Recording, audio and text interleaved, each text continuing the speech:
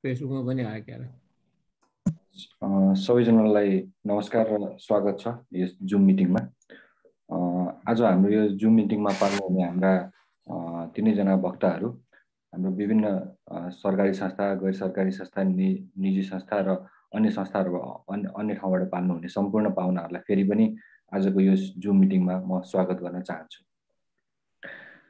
Nepal policy इन्स्टिट्युटले हरेक महिना जस्तो पोलिसी डायलोग सिरिज लिएर आउँदै गरेको छ र गत महिना पनि हामीले आजकै जुन हाम्रो आजको शीर्षक छ यसै शीर्षकको सेरोफेरोमा रहेर हामीले एउटा संवाद गरेका थियौँ र त्यसैलाई चाहिँ हामीले लास्ट टाइमको हाम्रो टपिकलाई चाहिँ अलिकति कन्टिन्युटी दिन चाहिँ हामीले यो अक्टोबर महिनामा फेरि national campaign for sustainable development Nepal नामक संस्थासँगको सहकार्यमा हामीले आजको यस संवाद लिएर आएका छौँ र आजको हाम्रो यस संवादका हाम्रा अतिथिहरू हुनुहुन्छ डाक्टर अङ्गराज तिमल सिन्हा। डाक्टर तिमल सिन्हा युएनडिपी सिङ्गापुरमा ग्लोबल प्रोग्राम एडभाइजरको रूपमा चाहिँ कार्यरत हुनुहुन्छ। त्यसै गरेर हामीसँग अर्का वक्ता हुनुहुन्छ सूर्यनाथ उपाध्याय सर, जो चाहिँ हाम्रो अख्तियार दुरुपयोग अनुसन्धान आयोगमा चाहिँ पहिलेको चाहिँ माननीय प्रमुख आयुक्तको रूपमा कार्यरत हुनुहुन्थ्यो। त्यसै गरेर हामीसँग बबिता शर्माजी हुनुहुन्छ। उहाँ चाहिँ ट्रान्सपरेन्सी इन्टरनेसनल नेपालमा चाहिँ प्रोजेक्ट कन्सल्टेन्टको रूपमा कार्यरत हुनुहुन्छ र आजको हाम्रो यो सेसनलाई चाहिँ हाम्रो एनपिआईको हाम्रो कार्यकारी निर्देशक डाक्टर गम्भीर भट्ट सरले चाहिँ आज मोडरेट गर्दै हुनुहुन्छ।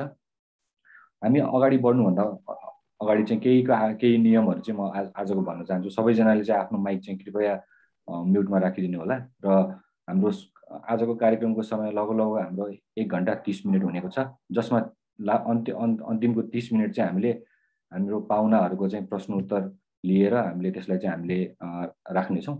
सो तपाईँहरूको केही प्रश्न छ भने त्यो च्याट बक्समा पनि लेखिदिन सक्नुहुन्छ अथवा हाम्रो जुन चाहिँ हाम्रो कार्यक्रमको अन्तिम 30 मिनट हुन्छ त्यो 30 मिनटमा चाहिँ हामीले हजुरहरूलाई चाहिँ हामीले अनम्युट गरेर कि त क्वेसन भन्न लगाउँछौँ अथवा हजुरले च्याट बक्समा पनि क्वेसन राख्न सक्नुहुन्छ र त्यो अनुसार चाहिँ हामीले कुन चाहिँ हाम्रो को चाहिँ वक्तालाई चाहिँ हजुरले प्रश्न राख्न खोज्नु भएको त्यो पनि कृपया त्यहाँनिर लेखिदिनु होला। अब ढिलो नगर्दै म कार्यक्रमलाई अगाडि बढाइदिनु हुन चाहिँ हाम्रा नेपाल पोलिसी इन्स्टिट्युटका कार्यकारी निर्देशक डाक्टर गम्भीर भट्ट सरलाई चाहिँ आग्रह गर्न चाहन्छु। गम्भीर सर, कृपया। Thank you, Abhinashji. Thank you. If you don't mind, I will speak in English because I'm mindful of the fact that there will be some people that will be joining the sessions who may not necessarily follow the Nepali language. But please, by all means, we should feel free to communicate in whatever language we're comfortable with. As Abhinashji has said, this is a continuation of the discussions and a very lively debate at that we had about a month ago, where Angaji had presented, and there were a few other colleagues, where we talked about the impact of corruption on the achievement of the Sustainable Development Goals. And at that time, there was a lot of discussion that we had on what was wrong with what was going on in Nepal. And everybody seems to know what the issues are. There's no need to rehash the whole debate about what's going on. What we thought would be more relevant is to actually find out what could be done about them then. What are some of the practical measures that other countries have put in place where we'd be able to get a sense of how Nepal could improve. And as you'll see from the main presentation from Angaji, there are some examples from countries like Bangladesh that have done very well. And as I remember talking about the fact that Bangladesh at one time was considered to be one of the most corrupt countries in the world. So the fact that they've managed to do some things that have worked should be a very welcome piece of information for us. Within corruption, we're looking at public procurement, because that is probably the one main source where corruption can actually foster. You can actually see a lot of scope for corruption to take place in public procurement. When I was working on some projects in Nepal, we used to work quite closely with the Public Procurement Monitoring Office and looking at the issue of where and how procurement weaknesses are evident in Nepal and what could be done about them. I looked at the same thing with respect to Bhutan and Bangladesh and other countries in South Asia. So we're looking at public procurement as an example of the issues that we could and should be looking at. In particular, the practical examples of what has happened elsewhere and how we then see if those are applicable to Nepal at all. And the issue of public procurement corruption is not unique to Nepal, okay? That's not the only, and it's not just in the public sector.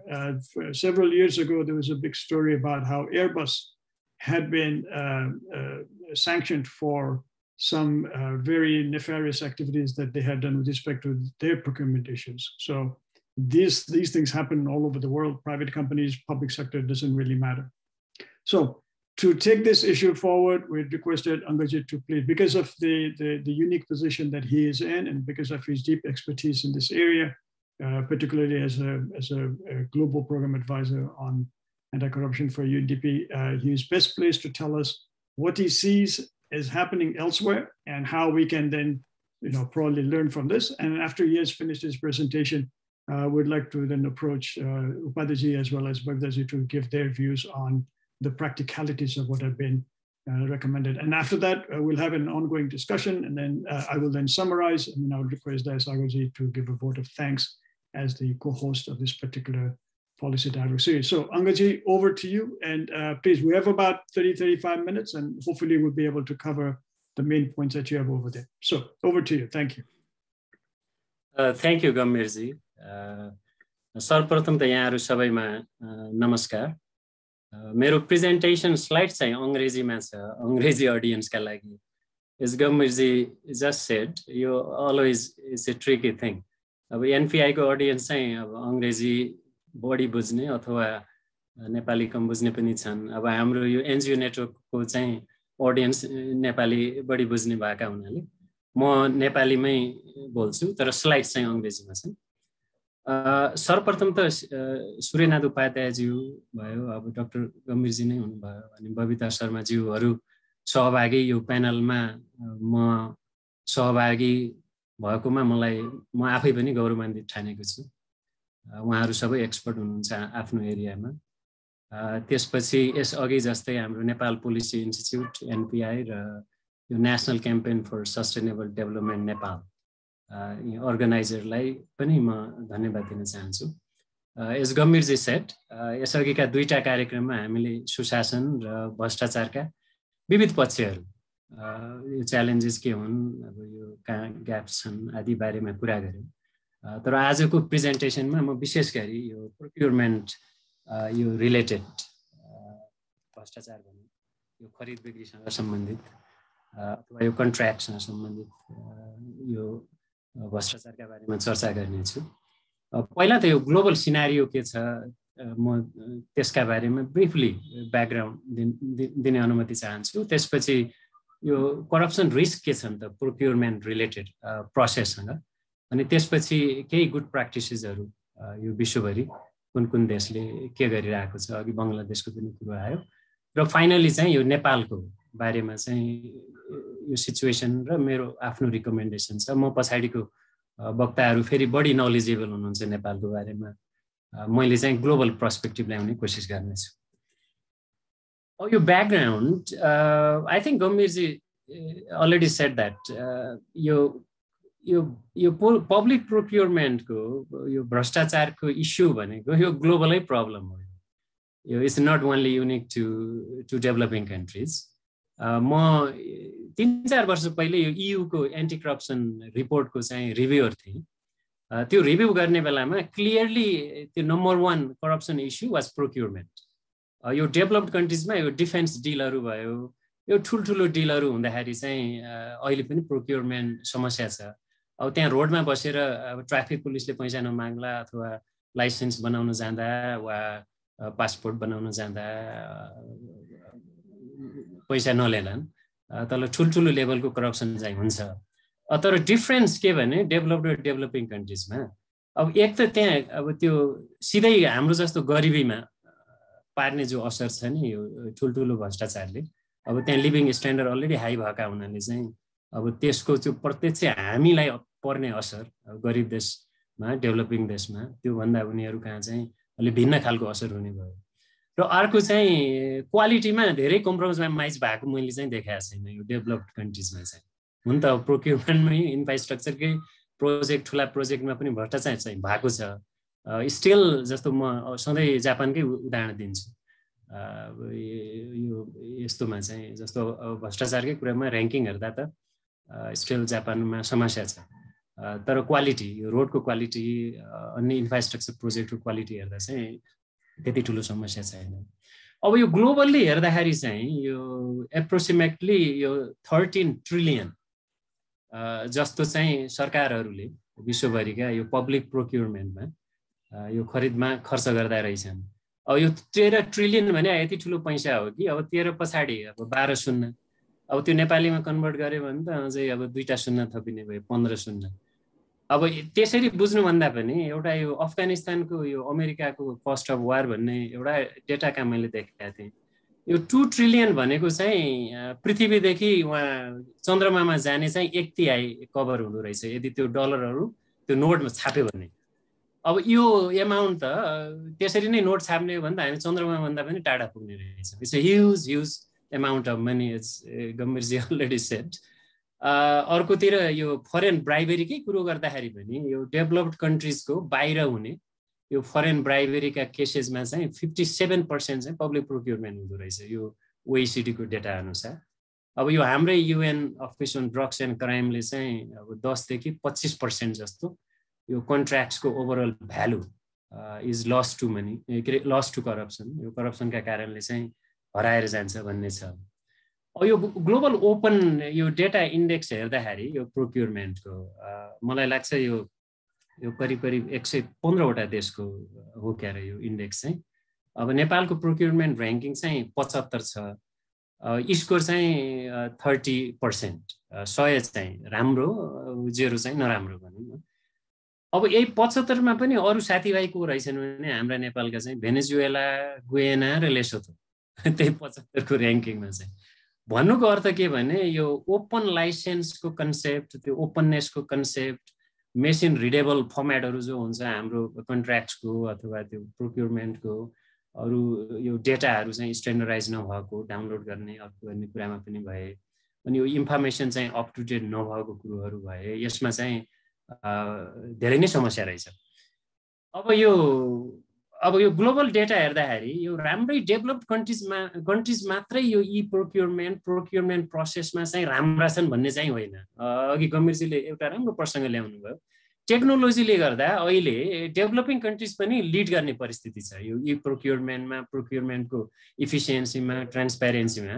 जस्तो कि त्यहाँ Paraguay पनि number 1 छ, Australia पनि number 1 छ, Canada, Hong Kong सँगसँगै त्यहाँ Uruguay पनि छ, कोलम्बिया पनि छ। किनभने उरुग्वाय, कोलम्बिया र पाराग्वेको ह्युज इन्भेस्टमेन्टमा छ यो डिजिटल ट्रान्सफर्मेसन, ई गभर्नेन्समा चाहिँ।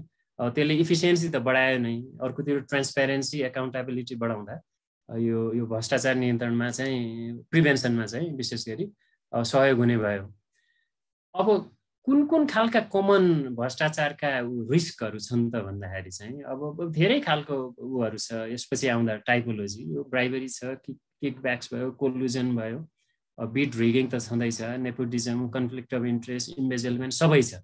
अब यसले के गरिदियो भने भ्रष्टाचारले एकतिर त कन्ट्र्याक्ट अवार्डिङ डिसिजनमै असर पार्ने भयो, अर्कोतिर फन्ड पनि अब त्यो एक ठाउँमा हुनुपर्ने सर्भिस डेलिभरी वा प्रोडक्टका लागि अब त्यहाँ वेस्ट हुने नै भयो। अब अर्कोतिर भ्रष्टाचारले कसैलाई प्रिभिलेज इन्फर्मेसन हुने, कसैलाई नहुने, त्यसले गर्दाखेरि ओभरअल इकोनोमीको कम्पिटेटिभनेस पनि घट्ने भयो। अब अर्कोतिर यो मैले भनिहालेँ कम्पिटिसनमा लिमिट ल्याउने नै भयो। अनि यो अब प्रोसेस चाहिँ बिना काम स्पिड अप गर्ने, त्यो पुरा तयारी नभइकनै, जस्तो कि यहाँ नेपालमा चाहिँ पुरै त्यो डिटेल प्रोजेक्ट नआइकनै पनि यो रेलको अरू उसको चाहिँ यो अस्ति यो बिडिङका लागि आह्वान गरिएको भन्ने पनि सुनिएको थियो। अर्कोतिर चाहिँ लिगल प्रोसेसमा पनि अब भ्रष्टाचारले चाहिँ इम्प्याक्ट पारेको छ त्यो डिसिजनमा आदि इत्यादि कुरामा। अब यो प्रोक्युरमेन्टको करप्सनको टाइपोलोजी चाहिँ वाइड स्प्रेड छ। यो सप्लायरतिर पनि छ, अघि प्राइभेट सेक्टरको कुरो आयो नि, अब यो सप्लायरतिरको पनि छ। अब यो इम्प्लोइ यो के अरे यो यो गभर्नमेन्टका तिरबाट पनि इम्प्लोइजका तिर पनि छ सप्लायरतिर त अब त्यो उनीहरुको स्पेशलाइज नलेज हुन्छ त्यही अनुसारको टीओआर सेट पनि गराउँछन् गिफ्ट्स र बेनिफिट पनि दिने नै भए त्यही अनुसारको इन्फर्मेसन लिने यो फल्सिफिकेसन डकुमेन्टको अब कार्टेलिङ मिलोमतो त धेरै ठाउँमा भइरहेको देखिन्छ त्यो भन्दा पनि सिस्टमलाई ओमिङ गर्ने भन्छ नि यो अंग्रेजीमा चाहिँ यो पुरै सिस्टमलाई चाहिँ यो कल्चर अफ करप्सन डेभलप गर्ने कुरा अनि इन्फेरियर प्रोडक्ट र यो पहिला हारेका अथवा यो लुजर बिडरलाई समेत पनि सब कन्ट्र्याक्टर बनाउने गर्दा रहेछन् सप्लायरतिरकाले त्यो सप्लाई चेनमा चाहिँ र अर्कोतिर त अब यो पुरा इम्प्लोइजका तर्फबाट सरकारका तर्फबाट पनि यो धेरै धाँधली हुने एउटा त प्री टेन्डर कन्डिसनमै कसरी त्यो टीओआर बनाउने त्यसरी नै धाँधली गर्ने अर्कोतिर यो प्रोजेक्टको स्कोप पनि त्यही अनुसारको बेन्ड गर्ने बिट्स त अब रिगिङ नै हुने प्रोसेसहरू छन् यो भेन्डर पनि लाई पनि पार्टिकुलर भेन्डर भनेर क्रिएट गर्ने त्यसै अनुसारको अब त्यो टीओआर बनाउने कन्डिसन क्रिएट गर्ने र त्यो भन्दा पनि इन्ट्रेस्टिङ कुरो चाहिँ यो फल्स इनभोइसेस चाहिँ एप्रुभ गर्ने धेरै ठाउँमा यो नेपाल लगायत त्यो इन्जिनियरसँग मिल्ने त्यो इन्जिनियरले 10% खल्तीको हो भन्ने गर्छ नि नेपालमा यो बाहिर सबै ठाउँमा हुँदो रहेछ यो फल्स इनभोइसेस चाहिँ र अर्को चाहिँ यो कन्ट्र्याक्ट चाहिँ भेरिएसन गर्ने हरेक सरकार आउँदा अथवा त्यो टाइममा नसक्यो भने त्यो पेनाल्टी भन्दा पनि त्यो सरकारसँगै मिलेर प्रशासनसँग मिलेर फेरि यो कन्ट्र्याक्टलाई एक्सटेन्सिभली भेरी गरेर अब हामीले मेलेन्सी देखाएका छौँ सबैमा त्यस्तै भएको छ अब इन्फेरियर प्रोडक्टको युज त अब हाम्रो नेपालमा रोडको क्वालिटी नै हेरे भइहाल्यो त्योभन्दा धेरै टाढा जानुपर्छ जस्तो मलाई लाग्दैन अब यो प्रोक्युरमेन्ट को इस्यु के छ भने यसलाई हामी कहिलेकाहीँ क्रिमिनल अफेन्सेस भन्छौँ एकतिर चाहिँ यो उसको ल्याङ्ग्वेजमा लिगल ल्याङ्ग्वेजमा अब तर यी सबैसँग सम्बन्धित छन् यी सबै यो टाइप्स अफ यो प्रोक्युरमेन्टको इस्युजहरू भनौँ न हामीले एकचोटि अस्ति सुनेका थियौँ यो ओली गभर्नमेन्टका बेलामा चाहिँ गृहमन्त्री भर्खर आउँदा चाहिँ यो सबै यो कन्ट्र्याक्ट समयमा नबनाउने यो इन्फ्रास्ट्रक्चर ठेकेदारदेखि लिएर यो कार्टेलिङ गर्नेदेखि लिएर सिन्डिकेट गर्नेदेखि लिएर जेलमा हाल्छु भन्नुभएको थियो अब कानुनै नबनेर जेलमा हाल्ने पनि त्यो राम्रो होइन त्यो अनुसारको कानुन पनि चाहिन्छ तर यसका लागि धेरै कानुनहरू आकर्षित हुन्छ अब यो क्रिमिनल अफेन्सेस पनि भयो यो फ्रड आदि कुराहरूमा चाहिँ अब अर्कोतिर चाहिँ यो कन्ट्र्याक्ट्स डिफल्ट कम्पनी ल आदि पनि आकर्षित हुन्छन् जस्तो यो price fixing bid rigging defective pricing cost mischarging आदि कुरा भए अब त्यहाँ आधा फ्रडको इलिमेन्ट छ आधा करप्सनको इलिमेन्ट छ आधा चाहिँ त्यो अरू कम्पनी लजहरूसँगको लुप होल जस्तो कि नेपालमा चाहिँ धेरै जेलै जानु पर्दैन भन्छन् त्यो नबनाए पनि आदि कुराहरू छन् अब त्यो आधा इस्युज त अलिकति त्यो इन्टाइग्रिटीको इस्युज पनि भयो जस्तो अब कोलुजनको कुरो ओभर बिलिङको कुरोहरू भए त्यो सबै कुराको मिक्स छ अब आई थिङ्क अस्ति एकचोटि गम्भीरजीले भन्नुभएको थियो यो लङ टर्ममा के हो भने एउटा मात्रै कुरा फिक्स गरेर हुँदैन किनभने प्रोक्युरमेन्ट भने चाहिँ कम्प्लेक्स पनि हो कम्प्रिहेन्सिभ इस्यु पनि हो यो त क्रस कटिङ इस्यु मैले अघि पनि भने त्यो एक क्षेत्रमा मात्रै भन्ने छैन एजुकेसन होस् हेल्थ होस् इन्फ्रास्ट्रक्चर होस् वाटर सेक्टर होस् सबैतिर इलेक्ट्रिसिटी सेक्टर होस् आदि कुरा भए त्यसैले लङ रनमा चाहिँ यो रुल अफ ल ओभरअल रुल अफ लको अवस्था राम्रो भएन ओभरअल गुड गभर्नेन्सको इस्यु के अरे ओभरअल गुड गभर्नेन्सको चाहिँ ग्यारेन्टी भएन भने चाहिँ अब त्यो राम्रोसँग यो फ्रड र करप्सन यो प्रोक्युरमेन्टमा प्रिभेन्सन गर्न सकिँदैन यो कुरो त डेटाले पनि देखाइदिएको छ जस्तो काजाकिस्तान अब नम्बर 25 मा इज अफ डुइङ बिजनेसमा पर्छ अब इन्डियाले पनि 30 यो प्लेस जम्प पनि गर्यो एक त इन्डियाको त्यो रेगुलेसनका कारण अलिकति यो रेगुलेसनलाई त्यहाँ किल गरे पनि भन्छन् अलिकति रिफर्म पनि हो कम्बिनेसन हो र काजाकिस्तानको चाहिँ प्योरली त्यो जुडिसियल सेक्टरमा चाहिँ रिफर्म हो त्यहाँ चाहिँ न्याय छिटो पाउने एपिल छिटो गर्ने आदि प्रोसेसहरू अनि केसेसहरू पनि ऱ्यान्डमली चाहिँ कम्प्युटरले गर्ने त्यो प्रधान न्यायाधीशले गर्ने होइन त्यहाँ चाहिँ त्यसैले जे भए पनि यो रुल अफ ल र ओभरअल गभर्नेन्ससँगै जोडिया इस्यु हो यो लङ टर्ममा चाहिँ अब यो मोस्ट प्रोक्युरमेन्टको कमन इस्युजहरू के होलान् भन्दाखेरि चाहिँ यो हाई लेभलको इम्प्युनिटी छ। यो चाहे त्यो नेपालमा हो, चाहे हामीले बाहिर देखेका छौँ। अब अघि पोलिटिकल इन्टरफेरेन्सको कुरो पनि आयो हाम्रो च्याटमा यस अगाडि, यो प्रोग्राम हुनुभन्दा अगाडि।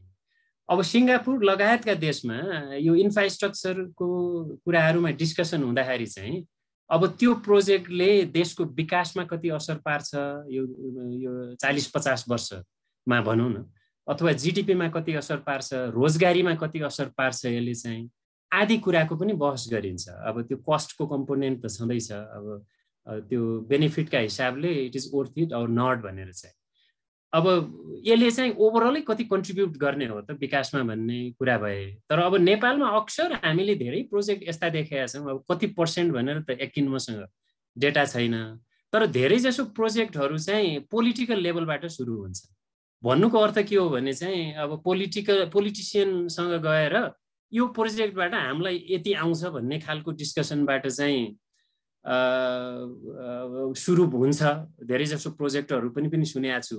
अर्कोतिर मैले कन्ट्र्याक्टरहरूले बाट पनि के सुनेको छु भनेपछि माथिदेखि तल बाँड्दा 50 करोड नै खर्च भयो यो प्रोजेक्टमा, अब तपाईँ कसरी यो क्वालिटी यो मेन्टेन गरौँला भनेर हामीलाई ठान्नुहुन्छ भन्ने पनि सुन्यौँ हामीले।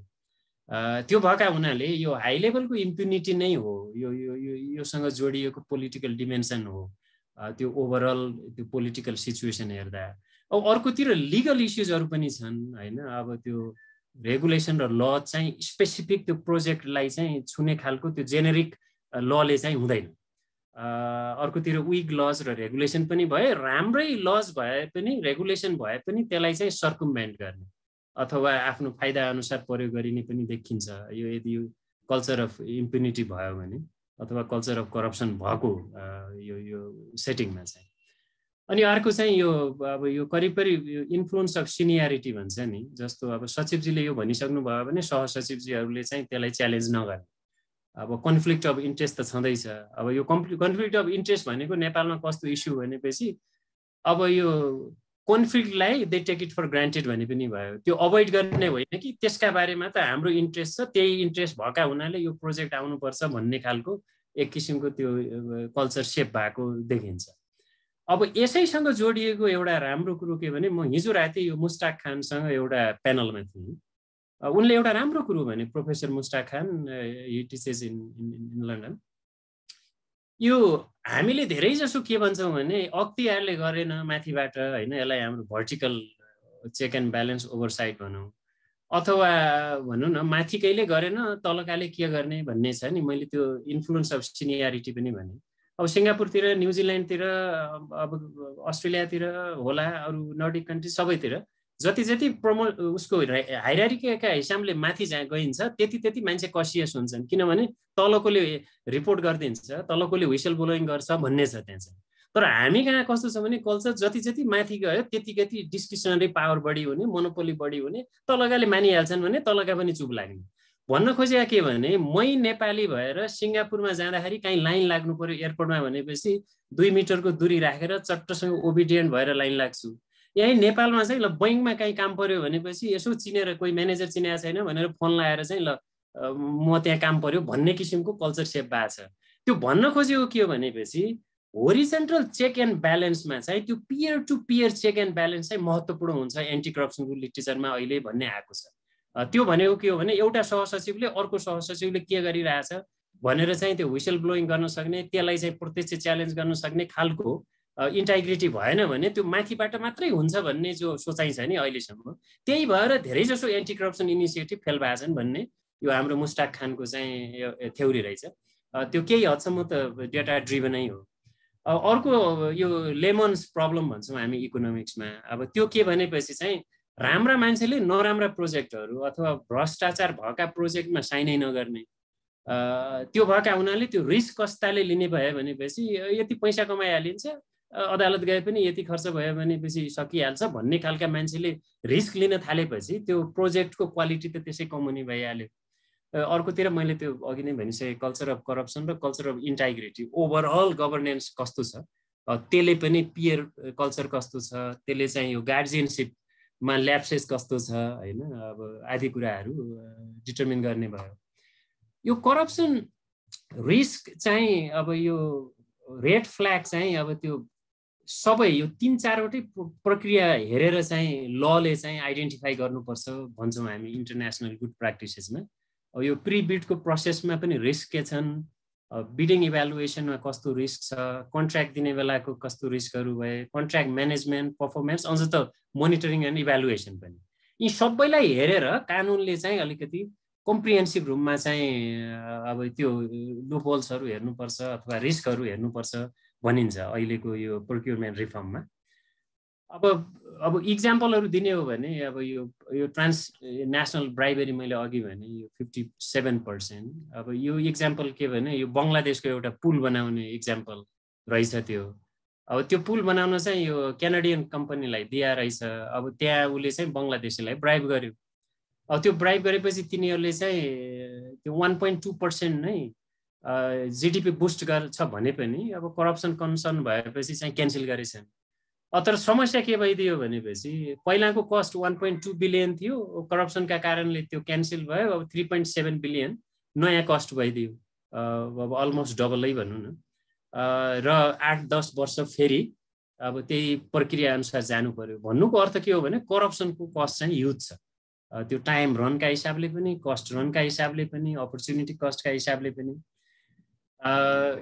यो अर्को यो सिङ्गापुरको एउटा इक्जाम्पल के भने अब यो सब स्ट्यान्डर्ड मेटेरियलहरू युज गरेपछि अथवा यो सप्लाईमा यो चिटिङ गर्यो अथवा चिटिङ गर्ने कोसिस गर्यो भने पनि यो फल्स इन्फर्मेसन सबमिट गर्यो, बिड रिगिङ गर्यो भने उनीहरूलाई चाहिँ इमिडिएटली त्यो उसमा चाहिँ ब्ल्याक लिस्टमा राखिहाल्छ।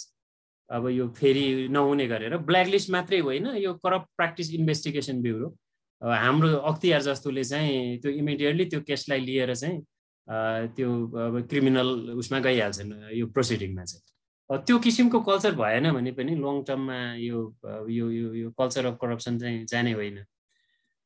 अब यो रिस्क फ्याक्टरहरू हेर्ने हो भने यो प्रोक्युरमेन्ट चाहिँ कम्प्लेक्स प्रोसेस नै हो। किनभने त्यो प्रोक्युरमेन्ट चाहिँ कस्तो प्रोजेक्ट छ भन्ने कुरो पनि आए, कस्तो खालको कन्ट्र्याक्ट हो भन्ने कुरो पनि आए। त्यसपछि हाई रिस्क सेक्टर पनि छन्, जस्तो यो माइनिङको सेक्टर, अब माइन गर्दै गयो तल के पर्छ थाहा हुँदैन। Pharmaceutical sector very specialised. अब म्यानुफ्याक्चरिङ पनि एयरपोर्ट भनौँ भेरी स्पेसियलाइज सेक्टर, त्यस्तै अरू पावर जेनेरेसन आदि कुरा भए। अब धेरै जस्तो डिस्क्रिसनमा छोडियो भने पनि समस्या, अब अलिअलि डिस्क्रिसन भएन भने पनि पछि चाहिँ समस्या आउने पनि देखिँदो रहेछ। अब यो इन्फर्मेसन पनि अब कहिले कहिले यो सेक्युरिटी रिलेटेड प्रोक्युरमेन्ट त के हुन्छन् भने होइन यो नेसनल सेक्युरिटी हो भनिदियो, त्यो इन्फर्मेसन बाहिर नल्याउने हुँदा रहेछन्। अब अहिले कोभिड-19 को केसमा चाहिँ यो अर्जेन्सी पनि एउटा इम्पोर्टेन्ट इस्यु हो।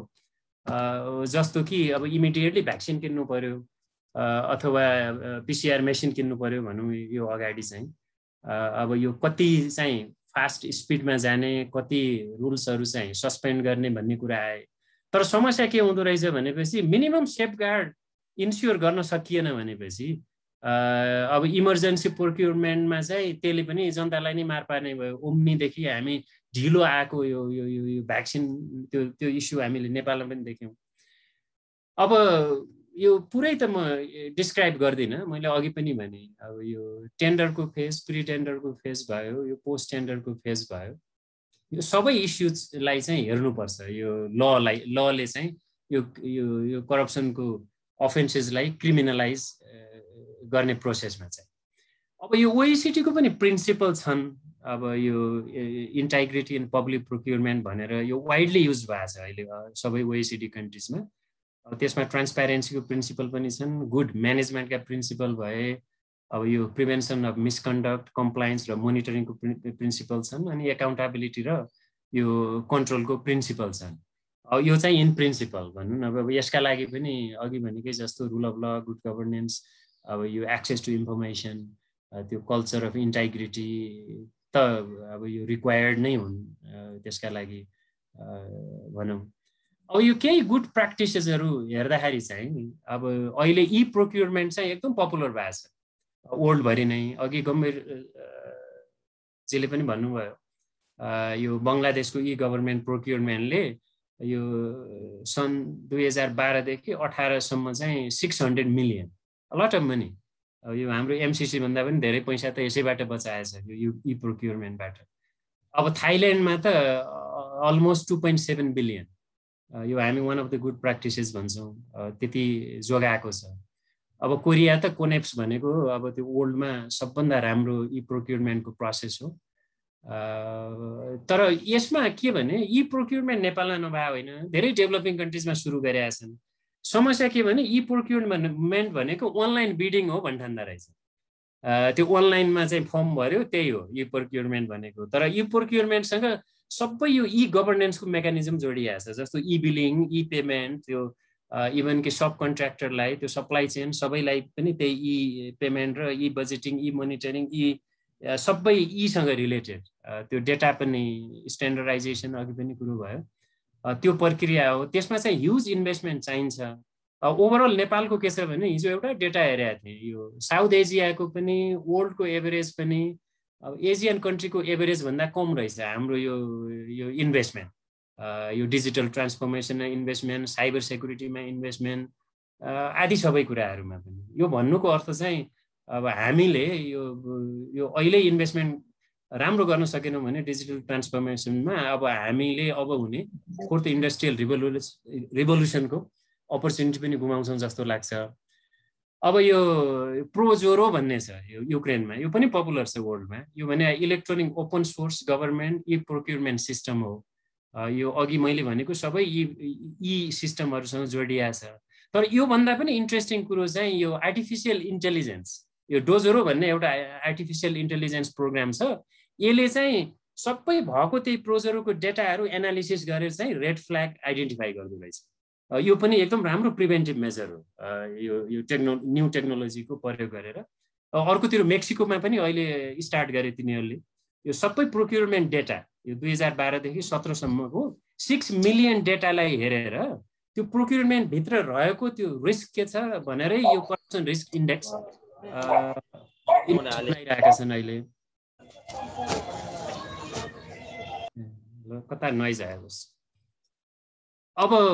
अब अर्को ओपन डेटा र इन्फर्मेसन पनि का कुरा आए। अब अघि मैले टेक्नोलोजीको कुरो भने, यो अहिले यो कस्ट भन्ने छ, यो कन्स्ट्रक्सन ट्रान्सप्यारेन्सी इनिसिएटिभ भनौँ अथवा इन्फ्रास्ट्रक्चर ट्रान्सप्यारेन्सी इनिसिएटिभ भनौँ, यसले पनि हरेक कन्ट्र्याक्ट्सहरू यो इन्फ्रास्ट्रक्चर रिलेटेड ओपन डेटा बनाउने, यो वर्ल्ड ब्याङ्कले पनि सपोर्ट गरिरहेको छ। यसमा चाहिँ यो चाहिँ यो डिस्क्लोजरलाई प्रमोट गर्ने अनि यो त्यही डेटालाई चाहिँ भ्यालिडेट गर्ने आदि यो ओपननेसको कन्सेप्ट हो।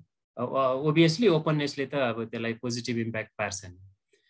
अर्कोतिर पार्टिसिपेटरी एप्रोच पनि भन्छौँ अहिले। पहिला सुरुमा यो प्रोक्युरमेन्ट बिजनेस भने गभर्मेन्टको बिजनेस अनि त्यसपछि प्राइभेट सेक्टरसँग डिल गर्ने बिजनेस भनिन्थ्यो। अहिले चाहिँ यो मल्टी स्टेक होल्डरको एप्रोच आएको छ। टेक्नोलोजी युज गरेर सिभिल सोसाइटीले मोनिटरिङ गर्ने, त्यो आर्टिफिसियल इन्टेलिजेन्स पनि सिभिल सोसाइटी अर्गनाइजेसनले डिजाइन गरेका छन् त्यसलाई मोनिटरिङ गर्न।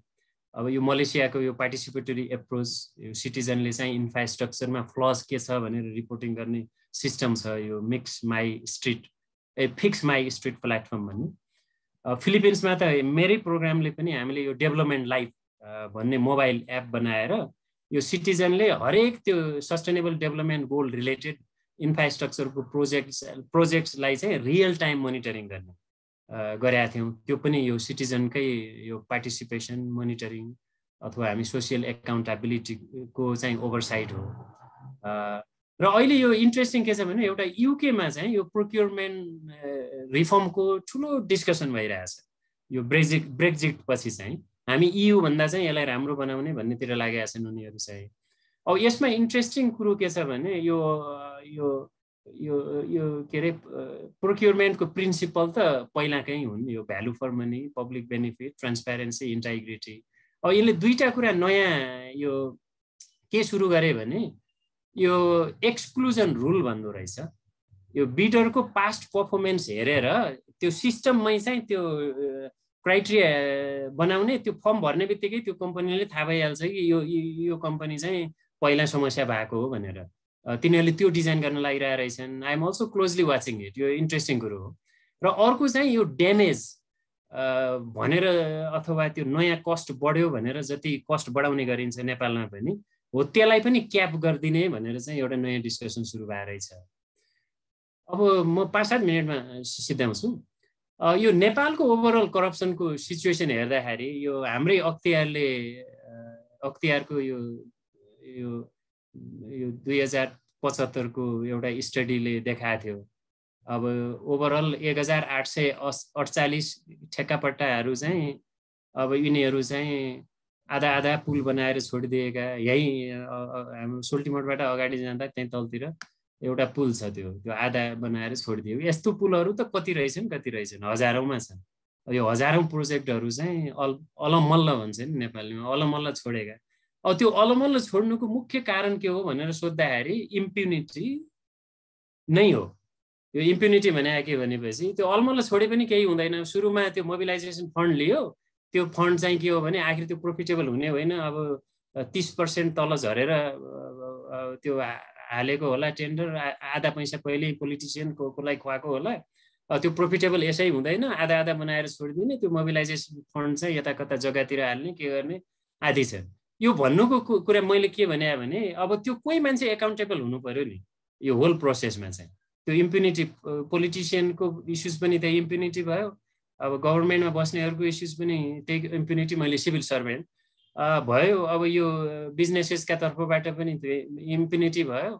अब त्यो कल्चरै इम्प्युनिटी भनौँ न, होइन भने कुनै पनि देशमा यसरी 1800 2000 पुलहरू आधा बनाएर छोडिँदैन। यो बाहिर सिङ्गापुरतिर भए त यो जिन्दगीभरि जेलमा सट्थ्यो। अब के समस्या त?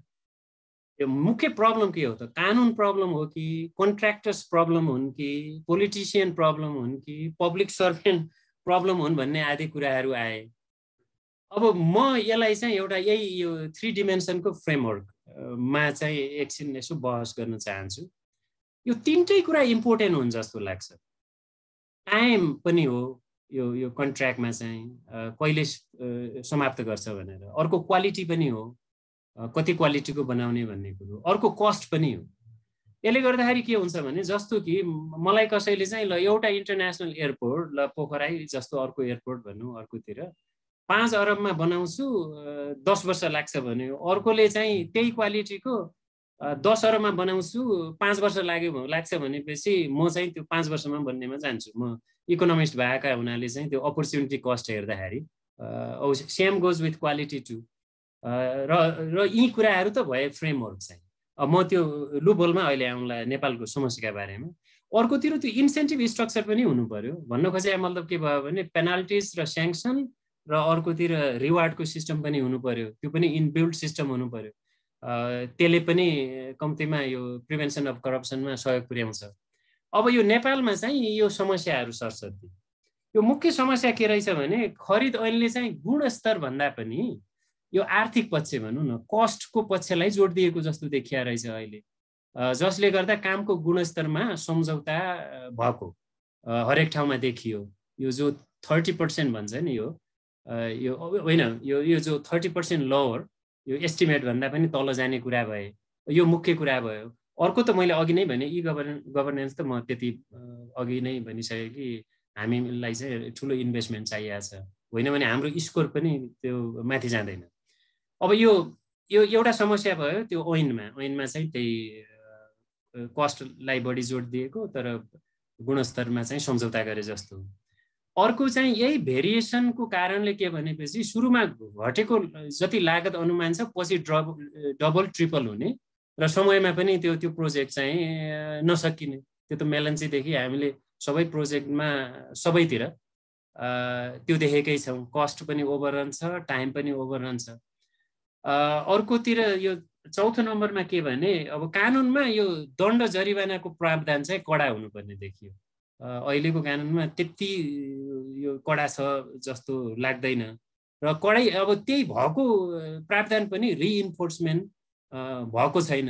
अब त्यो रिइन्फोर्समेन्ट किन भएन भन्दाखेरि त्यो अदालतसँग पनि जोडिएको छ। फेरि अब त्यो केवल चाहिँ त्यो यो प्रोक्युरमेन्टको मात्रै प्रोसेस भएन। अब त्यसमा चाहिँ कल्चर अफ इम्प्युनिटी पनि भयो, कल्चर अफ इन्टिग्रिटी पनि भयो, अदालतको रोल पनि त्यसमा आयो, समग्रमा गभर्नेन्सको रोल आयो त्यहाँ चाहिँ। अर्कोतिर त अब मिलोमतो कार्टेलिङ त छँदैछ। अघि मैले पनि भने अब इम्प्युनिटी त भइहाल्यो, पहिला काम अलपत्त छोडेकालाई फेरि त्यही काम दिने। अब त्यो त दुनियाँमा काहीँ पनि हुँदैन। र अर्को कुरो यो कुलमान घिसिङजीले एकचोटि कता भन्नुभएको रहेछ, यो नेपालको प्रोक्युरमेन्टको समस्या के भने चाहिँ यो सामानलाई प्रोक्योर गर्ने पनि सर्भिसलाई प्रोक्योरमेन्ट गर्ने पनि एउटै रुल भयो भन्नुभयो। उहाँले भन्न खोजेका के भने विशेष परिस्थितिका लागि र विशेष परियोजनाका लागि चाहिँ छुट्टै कानुनको व्यवस्था हुनुपर्छ, किनभने त्यो डिफ्रेन्ट स्पेसियलाइजेसन हुने सेक्टरलाई चाहिँ त्यो जनरल प्रोक्योरमेन्टको लले चाहिँ त्यति राम्रो गर्दैन भन्ने तर्क रहेछ। अर्को अब यो निजी क्षेत्रको क्षमता विकासका लागि पनि कानुनमा व्यवस्था हुनुपर्छ जस्तो लाग्छ, किनभने बाहिर चाहिँ यो क्यापासिटी टु कन्ट्र्याक्ट भनिन्छ। यो क्यापासिटी टु कन्ट्र्याक्टमा दुईटा कुरा पर्छन्, एउटा कम्पिटेन्सी र अर्को चाहिँ कन्ट्र्याक्ट बुझेको छ कि छैन त्यो त्यो त्यो बिडरले भन्ने यो दुईटा एस्पेक्ट हेर्दा रहेछन्। त्यसैले नेपालमा चाहिँ प्राइभेट सेक्टरको क्षमता विकासका लागि पनि छुट्टै व्यवस्था हुनु जरुरी छ। त्यो त हाम्रो अब यो प्राइभेट सेक्टर डेभलपमेन्टको कुरो पनि भयो, एन्टरप्रेन्योरशिप डेभलपमेन्टको कुरो भयो, टेक्नोलोजी ट्रान्सफरको कुरो भयो, आदि कुराहरूमा लङ टर्ममा कन्ट्रिब्युट गर्छ यसले चाहिँ। अर्को निजी क्षेत्रले को क्षमता र पुँजी दुवै हेरेर वर्गीकरण गर्नुपर्छ जस्तो लाग्छ मलाई। अब अहिले एउटा कहाँ मैले हिजो सुनेको थिएँ 1 अरबसम्म यो हाम्रो यो राष्ट्रिय हाम्रो ठेकेदारहरूले नै बनाउने जो छ त्यसलाई चाहिँ एकैचोटि 5 अरब बनाइदिउँ भन्ने पनि खेल सुरु भएको छ भन्छन्। अब त्यो नबनाउनु भन्ने तर्क चाहिँ मेरो होइन। मेरो तर्क के हो भने त्यो पुँजी मात्रै हेरेर हुँदैन, क्यापिटल। अब अर्कोतिर चाहिँ यो समूहगत वर्गीकरण गर्दाखेरि क्षमता पनि हेरिनु पर्यो। क्षमता पुँजी, अब क्षमता भन्दाखेरि पहिला गरेको काम पनि होला, त्यसको क्वालिटी होला, अब ब्ल्याक लिस्टेड छ कि छैन, आधा आधा छोडाएको छ कि भन्ने पनि होला। यो दुवै हेरेर गर्नुपर्छ जस्तो लाग्छ। So let me stop here गम्भीरजी, thank you so much. Thank you Ankit, this was excellent. धेरै धेरै धन्यवाद। कति कुराहरू सिकियो, कति कुरा चाहिँ नि बातविवाद गर्दै जाउँला अनि नयाँ नयाँ आइडियाहरू आइहाल्छन्। म पहिला उपाध्ययजीबाट सुरु गरौँ है। उपाध्ययजी, तपाईँ चाहिँ नि सिआइएमा हुँदाखेरि तपाईँको एक्सपिरियन्स अनुसार अहिले हामीले जे जे सुन्यौँ, अङ्ग्रेजीले जे भन्नुभयो, के भइरहेछ, के हुनुपर्छ, के हुन सक्ला, अनि विशेष गरी त मलाई अलिकति हामीलाई जान्ने के इच्छा लाग्छ भने यो कल्चर अफ इम्प्युनिटी भनेको अङ्ग्रेजीले भन्नुभयो नि, केही हुँदैन, हाम्रो काम सिद्धिएन भने कसैले केही गर्दैन भन्ने जुन धारणा लिएर पब्लिक प्रोक्युरमेन्ट हुने गर्छ, त्यसको बारेमा तपाईँ सिआइएमा हुने बेलामा र त्यसपछि पनि तपाईँले यही एरियामा काम गर्नुभएको दृष्टिकोणले त्यसको बारे के भनिदिन सक्नुहुन्छ? what are the main issues, के हो यसमा, कति सिरियस हो यो कल्चर अफ इम्युनिटी भन्ने कुरा र कसरी यसलाई चाहिँ हामीले अगाडि बढाउन सकौँ, प्लिज। धन्यवाद गम्भीरजी, र सबैलाई चाहिँ नमस्कार। पहिलो कुरो त अब अङ्गराजीलाई चाहिँ ज्यादै कम्प्रिहेन्सिभ र बडो चाहिँ इफेक्टिभ चाहिँ प्रेजेन्टेसन दिनुभयो। सबैजना प्रभावित भयो होला, म पनि प्रभावित भएँ। धेरै वाइड स्पेक्ट्रममा त्यसलाई हेर्नुभयो, त्यसमा चाहिँ विमति गर्नुपर्ने कुनै पनि ठाउँ छैन। त्यो सबै कुरा तपाईँले भनेको कुराहरू टेस्टेड कुराहरू हुन्, विभिन्न ठाउँबाट चाहिँ अनुभवहरू हुन्, त्यसमा गरेका लिट्रेचरका चाहिँ अनुसन्धानहरूबाट निक्लेका कुराहरू छन्। त्यसो भएको हुनाले त्यसमा मैले चाहिँ कमेन्ट गर्ने कुराहरू बहुत कम छ। अब म नेपालको तर्फ जाउँ र पर्टिकुलरली चाहिँ एउटा गम्भीरजीले उठाउनु भएको कुरातिर पहिले जाउँ। इन्टिग्रिटीको कुरा र चाहिँ ओभरअल चाहिँ इम्प्युनिटीको कुरा र कसरी चाहिँ यो रुल अफ ललाई पहिले कायम गर्ने, यो ओभरअल एउटा चाहिँ सिस्टम जबसम्म काम गरिँदैन, प्रोक्युरमेन्टको त कुरा भएन, एउटा पार्ट मात्रै भयो। यसको चाहिने तपाईँको असर, त्यो ओभरअल कुराको असर सबैतिर पर्छ, प्रोक्युरमेन्टमा पनि पर्छ, अरूमा पनि पर्छ। त्यसकारणले गम्भीरजीको प्रश्नतर्फ म जाउँ र उहाँले अझ पर्टिकुलरली मलाई तपाईँको बेलामा अनुभवले के बतायो भनेर चाहिँ मलाई सोध्नु भएको छ, त्यो भनिदिनु पर्यो भन्ने कुरा आयो। एउटा कुरा के छ त भनेर भन्दाखेरि हामीले करप्सनलाई कताबाट सुरु हुन्छ र कता गएर भुटिन्छ र के गरेर गर्दा ठिक होला भन्नेतर्फ हामी लाग्यौँ भने यो यति धेरै वाइड छ कि यो चाहिँ छेउटुको पत्ता लाग्न गाह्रो छ। त्यसकारण सबभन्दा पहिलो कुरो ज्यादै मैले चाहिँ हेरेको कुरो के हो त भनेर भन्दा म अख्तियारमा हुँदाखेरि मेरो एउटै मात्रै दृष्टि थियो। त्यो के थियो भनेदेखि रुल अफ ललाई इस्टाब्लिस गर्ने र इन्टिग्रिटीलाई कसरी प्रमोट गर्ने, जसले गर्दा फेरि चाहिने यो देशमा भ्रष्टाचार चाहिने कम होस् भन्ने कुरा। अब विगत विभिन्न बेलादेखिको चाहिने हेर्नुभयो भने मभन्दा पहिले सबभन्दा ठुलो प्रब्लम के थियो त भन्दाखेरि इम्प्युनिटीको प्रब्लम थियो। दण्ड जरिवाना गर्ने कुरा केही पनि थिएन है। त्यसकारणले चाहिँ मैले आई स्टार्टेड विथ द्याट, मैले त्यसैबाट सुरु गरेँ। र त्यो सुरुवात मैले कसरी गरेँ त भन्दाखेरि 22 जना मान्छेलाई एकै रातमा राति गएर घरमा समातेर लिएर आएँ र त्यहाँबाट मैले सुरु गरेँ। र त्यो सुरु गर्दा फेरि त्यसको चाहिने तपाईँको त्यसको पछाडि त्योभन्दा पहिले ऐन बनाइसकेका थिएँ। यो तपाईँको चाहिने onus of the proof lies on the accused भन्ने चाहिँ सिद्धान्तलाई स्वीकार गरेर फर द फर्स्ट टाइम, हुन त पहिले पनि अलिअलि थियो तर त्यति इफेक्टिभ थिएन, त्यसलाई चाहिँ मैले नयाँ ऐन बनाउन प्रयास गरेँ। र त्यसपछि मैले directly I went to that sector जो कि चाहिने धेरै नै अहिले त प्रोक्योरमेन्टको कुरा हामी गरिरहेछौँ तर त्यतिखेर चाहिने धेरै नै चाहिने आलोचित र गम्भीर विषय चाहिँ रेभेन्यूको थियो। त्यस कारणले रेभेन्यूकै मान्छेतिरबाट मैले गरेँ र सबैजना 22 जना नै रेभेन्यूका मान्छे समातिए। र त्योमध्ये 90% भन्दा बढी चाहिने तपाईँको पछि इन्डाक्टमेन्ट पनि भयो, उनीहरूलाई जेल सजाय भयो, करप्सनमा विभिन्न कुराहरू भयो। त्यस कारणले हामीहरू कहाँ सबभन्दा ठुलो करप्सनको इस्यु के हो त भन्दाखेरि क्राइम चाहिँ अनपनिस्ड भएर जान्छ। यो नै सबभन्दा ठुलो समस्या हो। यदि चाहिँ मैले गरेको कामले भोलि चाहिँ मैले चाहिँ दुःख पाउनुपर्छ, म जेल जान सक्छु भन्ने कुरा चाहिँ उसले इस्टाब्लिस गर्न सक्यो देशले भनेदेखि यो कुरा धेरै मात्रामा कम हुन्छ, पहिलो कुरो। दोस्रो कुरो अब चाहिँ तपाईँको त्यो हामीले गर्न सकेका छैनौँ। अब यसका लागि के गर्ने त भनेर भन्दा मेरो विचारमा बढ्ता छलफल गर्ने भन्दा पनि यसमा जो जस्तो मान्छेलाई जे जिम्मेवारी दिइएको छ, जस्तै अख्तियारको लागि अहिले जिम्मेवारी दिइएको छ भने अख्तियारले चाहिँ त्यसमा जम्प गर्नु पर्यो। अब अख्तियारले किन जम्प गर्दैन, अब त्यो फेरि अर्को पार्टतिर जान्छ, त्यो ठुलो कुरा जान्छ, किन जम्प गर्दैन। तर अहिले चाहिँ कानुनले चाहिँ त्यसलाई जहाँ अधिकार दिएछ, यो इन्टिग्रिटीको कुरा, यो चाहिँ अरू चाहिने तपाईँको पैसा जम्मा पारेको कुरा, यो फ्रडको कुरा, फ्रड हो कि अथवा इम्बेजलमेन्ट हो कि अथवा के हो, यो सबै कुरा त्यो चाहिने भ्रष्टाचारभित्र पर्छ। त्यस कारण त्यसमा पनि बढ्ता चाहिने तपाईँको माथापछि गरिराख्नु पर्ने अवस्था छैन। शुद्ध कुरा के हो त भन्दाखेरि भ्रष्टाचार गर्ने भनेपछि त्योभित्र धेरै कुराहरू राखिएको छ हो। त्यो कुराहरू कुनैले पनि गर्छ भनेदेखि त्यो दण्डको भागी हुन्छ, चाहे त्यो जो होस् भन्ने कुरा हामीले के गर्न पर्यो त भन्दाखेरि त्यसलाई इस्टाब्लिस गर्नु पर्यो। अनफर्चुनेटली चाहिँ हामीले त्यसलाई इस्टाब्लिस गर्न सकेका छैन। केही समयको लागि मैले आफूलाई भने होइन, तर केही समयसम्म चाहिँ त्यो भयो पनि, केही मान्छेहरूले त्यसको प्रत्यक्ष असर पनि पर्यो, तर फेरि बिस्तारै चाहिँ त्यो सेलाउँदै गयो। त्यस कारणले त्यो एउटा चाहिँ ज्यादै गम्भीर विषय छ। त्यसैले रुल अफ लमै जोड दिनुपर्छ र त्यसमा पनि दण्डनीय इम्प्युनिटीलाई चाहिँ अन्त्य गरेपछि मात्रै तपाईँ प्रोक्योरमेन्टका कुराहरू अरू कुरा गर्न सकिन्छ। अब म प्रोक्योरमेन्टमा जाउँ। प्रोक्योरमेन्टमा चाहिँ नि बारेमा मेरो भनाइ के छ भन्दाखेरि पहिलो कुरा यसका विभिन्न स्टेज छ। पहिलो स्टेज त के भने के गर्ने पुल बनाउने।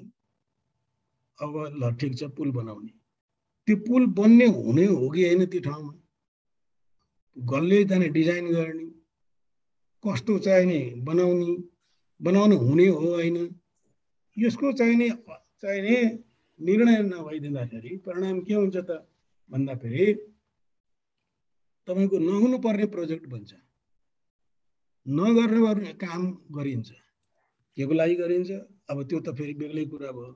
पपुलारिटीको लागि गरिएला, डिमान्डहरू गरिएला, यो कुरा चाहिँ हाम्रो ज्यादै विक छ। जस्तै भनौँ अहिले तपाईँलाई पूर्व पश्चिम रेलमार्ग बनाउनु भनेर एउटा स्लोगन दिइयो।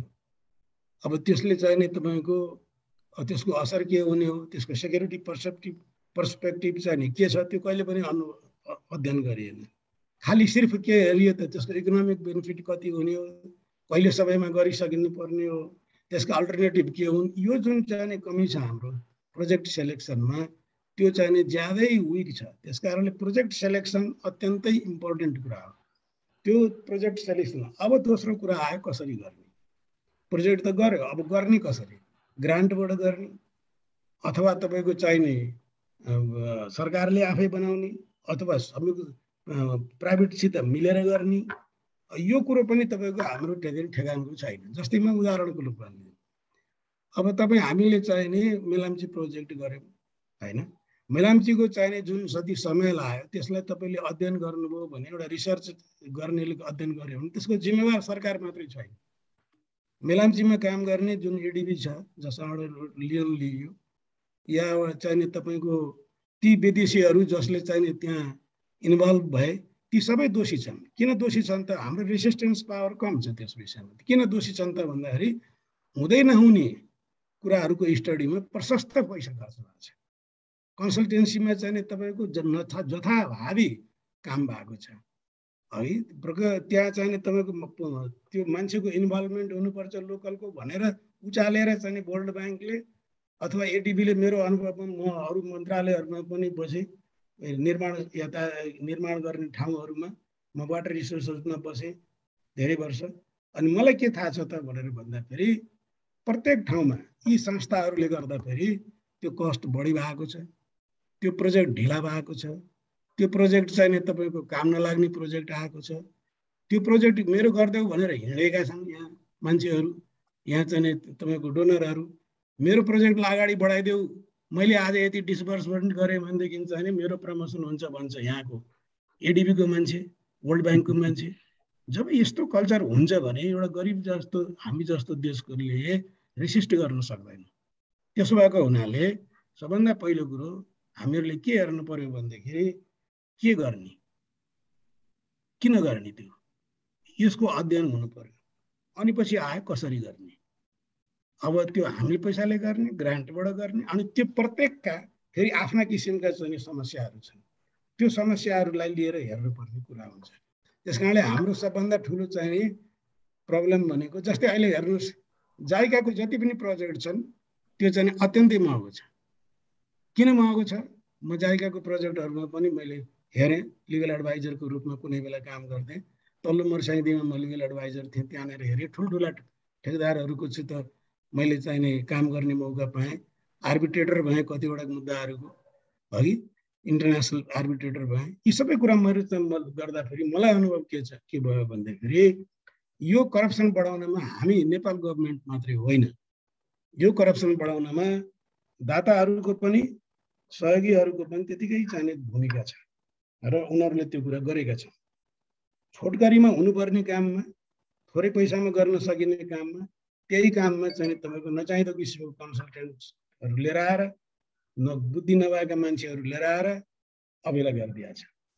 अब रहेको कुरा के त भन्दाखेरि हाम्रो प्रोक्योरमेन्ट काम, जहाँ चाहिँ तपाईँको 30% तल पनि दिन सकिने, अनि त्यो अलिकति चाहिने त्यहाँनिर चाहिँ कस्तो छ भनेदेखि अहिले हेर्नुहोस् सबैतिर चाइनिज प्रोजेक्टहरूको तपाईँले अहिले अध्ययन गर्नुभयो भनेदेखि तिनीहरू थोरै लो बिडमा गरेका छन्, त्यो भन्दैन त्यो प्रोजेक्ट, तर लिङ्गरिङ भइरहेछ, लिङ्गरिङ गरिराखेका छ, समय लागिराखेका छ। चाहे त्यो जुनसुकै प्रोजेक्ट भन्नुहोस्, एउटा प्रोजेक्टको म कुरा भन्नु, कहिले पनि टाइममा प्रोजेक्ट कम्प्लिट हुँदैन। किन हुँदैन भन्दाखेरि त्यो चाहिँ नि हामीले राइट किसिमको मान्छेलाई छनौट गर्न सकेनौँ। र त्यो छनौटको लागि हाम्रो प्रोक्योरमेन्ट कानुनमा केही बन्दोबस्तहरू छन्, तर मान्छे रिस्क लिन चाहन्छ। उसले चाहिँ त्यो चाहिँ रिस्क लिएर अलिकति बढ्ता गरेकोलाई, बिड गरेकोलाई पनि यति चाहिने कारणले यसको बिड चाहिँ बढ्ता भए तापनि यो उपयुक्त छ भन्ने कुराको लेख्न पर्यो नि, त्यहाँ त भन्नु पर्यो नि त। अब त्यो चाहिँ रिस्क लिन कोही पनि नचाहने। त्यसो भएको हुनाले त्यहाँ पनि एउटा ठुलो समस्या छ। त्यसो भएको हुनाले मैले चाहिँ प्रोक्योरमेन्टमा म के देख्छु त भन्दाखेरि पहिलो कुरा त प्रोक्योरमेन्टको भनेको एउटा स्पेसलाइज्ड कुरो हो। यो चाहिँ तपाईँको सामान्य जसले पाए त्यसले गर्न सक्ने कुरो होइन। यो प्रोक्योरमेन्ट गर्नको लागि चाहिने ग्राउन्ड वर्क प्रशस्त हुनु पर्यो, त्यसको फिजिबिलिटी रिपोर्ट चाहिँ राम्रो बन्नु पर्यो, त्यसको चाहिँ नि सारा इन्फर्मेसनहरु गतिलो हुनु पर्यो अनि त्यसपछि चाहिँ बिडिङ प्रोसेसमा अहिले हामी कहाँ ई बिडिङ छ त्यसको कुनै अर्थ छैन वास्तवमा त्यो ई बिडिङको त्यसको अंगराजीले बडो राम्ररी चाहिँ एक्सप्लेन गर्नुभयो त्यो ई बिडिङलाई अरु डाटाहरुसित चाहिँ तपाईको कोल्याट नगर्ने हो करेक्सन नगर्ने हो अरुसित सम्बन्ध नराख्ने हो त्यसको के अर्थ छैन है अब 72 वटा पुल किन चाहिने गरे भनेर भन्ने चाहिने बारेमा कुरा गर्ने हो भनेदेखि त्यो सबै चाहिने तपाई पछाडीतिर हेरेर त्यसमा आउनुभयो भनेदेखि मलाई लाग्छ के भने अख्तियारले समात्न सक्ने ठाउँ प्रशस्त ठाउँमा छ बिडिङको बेलादेखि लिएर क्वालिटीको बेलादेखि लिएर त्यसलाई चाहिँ ऐनलाई चाहिँ तपाईको प्रोक्योरमेन्टको नियमलाई 8 चोटी 10 चोटी परिवर्तन गरे हैन त्यो किन त भन्दाखेरि अमुक ठेकदारलाई ठेका लगाउनको लागि अमुक ठेकदारलाई गर्नको लागि त्यसकारणले सम्पूर्ण रूपमा प्रोक्योरमेन्टको जुन एउटा चाहिने ज्ञान हो त्यो ज्ञानको कमी त छँदैछ ज्ञान प्रोसेसको चाहिने कमी प्रोसेसको ज्ञानको कमी त छँदैछ तर सबैभन्दा मैले चाहिँ गाह्रो कुरो के देखेको छु भने इम्प्युनिटी नै हो म चाहिँ त्यो ठाउँमा बसेर आएको हुनाले हो कि किन हो मलाई लाग्छ के भनेदेखि जब मान्छेलाई मैले जे गरे पनि हुन्छ मलाई कसैले केही गर्दैन भन्ने भइसकेपछि अनि त्यहाँबाट जे पनि हुन्छ त्यसो भएको हुनाले सबभन्दा पहिले चाहिने तपाईको दण्ड नै दिनुपर्छ मान्छेलाई चाहिँ तपाईको के पत्ता लगाउनु पर्छ मान्छेलाई भन्दाखेरि मैले यो काम गरे भनेदेखि मेरो जिन्दगी स्वाहा हुन्छ त्यसकारणले मैले चाहिँ यस्तो काम गर्न हुँदैन भन्ने डर नभइकन चाहिँ राख्ने हो भनेदेखि त्यसले जे पनि गर्छ त्यो चाहिँ त्यो मान्छेलाई कुनै डर हुँदैन जे पनि गर्छ अब रह्यो चाहिँ तपाईको कुन प्रोजेक्ट गर्ने यो सबै कुरा के मतलब जसले जहाँ जे भन्दियो त्यही प्रोजेक्ट गर्दियो हैन एउटा ठाउँमा जानलाई 6 वटा अस्ति एउटा पेपरमा आयो एउटै ठाउँको पुग्नको लागि 3टा ठाउँमा जाने प्रोजेक्ट कसैले चाहिँ अहिले जस्तै भनौं न एकछिनका लागि अब चाहिँ 365 वटा चाहिँ के रे हस्पिटलहरुको चाहिँ प्रधानमन्त्रीले चाहिँ एकै दिन शिलान्यास गर्दिन लुक एट द फन हैन हेर्नुस् त हाँसो लाग्दो कुरो अब हरेक ठाउँमा के गर्दिया छ अब खर्च गर्ने कुरो जस्तै भन्नु एउटा भ्यू टावर बनाइदिया छ एउटा सानो पोखरी बनाइदिएर यहाँ पर्यटन आइरहेछ भने लोकल सबै पैसा चाहिँ बेकारको छ नि तपाईको केही न केहीको छ नि तपाईको के गर्ने नै ठेगान छैन के गर्ने भन्ने कुरा नै हाम्रो चाहिँ कमजोरी चाहिँ त्यहाँनेर छ कसरी गर्ने कुरा त्यो छँदैछ तर सबभन्दा पहिलो कुरो के गर्ने एउटा कुरा है अनि त्यसपछि चाहिँ नि कसरी गर्ने भन्ने कुरा आउँछ त्यसको लागि स्पेशलाइज्ड कुराहरू छन् त्यसभित्र म अहिले नजाऊ कति जानु भएको यो त जति बोले पनि सकिन्छ यस विषयमा तर मलाई लाग्छ के भने देशको अहिले यतिखेर कसैले भन्नुहोस् के भने नेपालको करप्सनको चाहिने सबभन्दा ठुलो प्रब्लम के हो भनेर भन्यो भनेदेखि मैले भन्न पर्दा फेरि त्यो इम्प्युनिटी नै हो जब चाहिँ तपाईले दण्ड चाहिँ दिनुहुन्न जब चाहिँ मान्छेलाई एकाउन्टेबल बनाउनुहुन्न जबसम्म उसलाई चाहिँ तपाईको मैले यो गरे भने मलाई आगोले पोल्छ भन्ने हुँदैन तबसम्म जेसुकै हुन्छ त्यसकारणले मैले छोटकरीमा मैले आफ्नो अनुभव भने यो ज्यादै विस्तृत विषय छ म अंगराजीलाई चाहिँ नि धेरै धेरै धन्यवाद दिन चाहन्छु बडो इम्प्रेस्ड छु उहाँले धेरै राम्रो स्टडी गर्नु भएको छ त्यसमा कुनै विवादै छैन ती कुराहरू चाहिँ तपाईको विवाद रहित कुराहरू छन् तर त्यो कुराहरू जानेर अनि हामीले नेपालमा के गर्ने भन्ने चाहिँ इम्पोर्टेन्ट कुरा हो अनि हामीले नेपालमा के गर्ने त भनेर मलाई सोध्नु गएछ भने इम्प्युनिटी हटाउने Thank you, Padaji. Thank you very much. Thank you. हस् हामी त्यो कुरालाई फेरि चाहिँ समय मिल्यो भने बताउँछौँ मलाई रमाइलो लाग्यो त तपाईले एडिबीको पनि कुरा गर्नुभयो एडिबीमा मैले 15 वर्ष बसेर काम गरेँ मलाई पनि सायद कति कुराहरू लाग्ला त्यस्तो के अरे तपाईले भन्नुभएका कुराहरू but that's a separate thing. Babitaji let me move on to you. मलाई चाहिँ दुईटा कुरा सोध्ने मन थियो ट्रान्सपेरेन्सी इन्टरनेसनललाई मैले ट्रान्सपेरेन्सी इन्टरनेसनलको अरू च्याप्टरहरूसँग काम गरेर तिनीहरूको कामको बारे मलाई अलि राम्रो के अरे थाहा पनि छ त ट्रान्सपेरेन्सी इन्टरनेसनल नेपालमा एउटा चाहिँ नि ओपन डेटाको बारेमा कुरा गरिदिनु भए राम्रो हुन्थ्यो अर्को चाहिँ नि अङ्ग्रेजीले पार्टिसिपेटरी अप्रोच मोनिटरिङ सिभिल सोसाइटीको कुराकानी गर्नुभयो ट्रान्सपेरेन्सी इन्टरनेसनलको नेपालको विचारमा पार्टिसिपेटरी अप्रोच अहिले पब्लिक प्रोक्योरमेन्टमा गर्न सक्ने क्षमता अथवा सम्भावना अथवा चाहिँ त्यसलाई बढाउन सक्ने अवसरहरू के छन् र टिआइएनले के काम गरिरहेको छ त्यसको बारेमा अनि प्र्याक्टिकल्ली चाहिँ नि के गर्न सकिन्छ होला अलिकति भनिदिनुहोस् न त्यसको बारेमा प्लिज।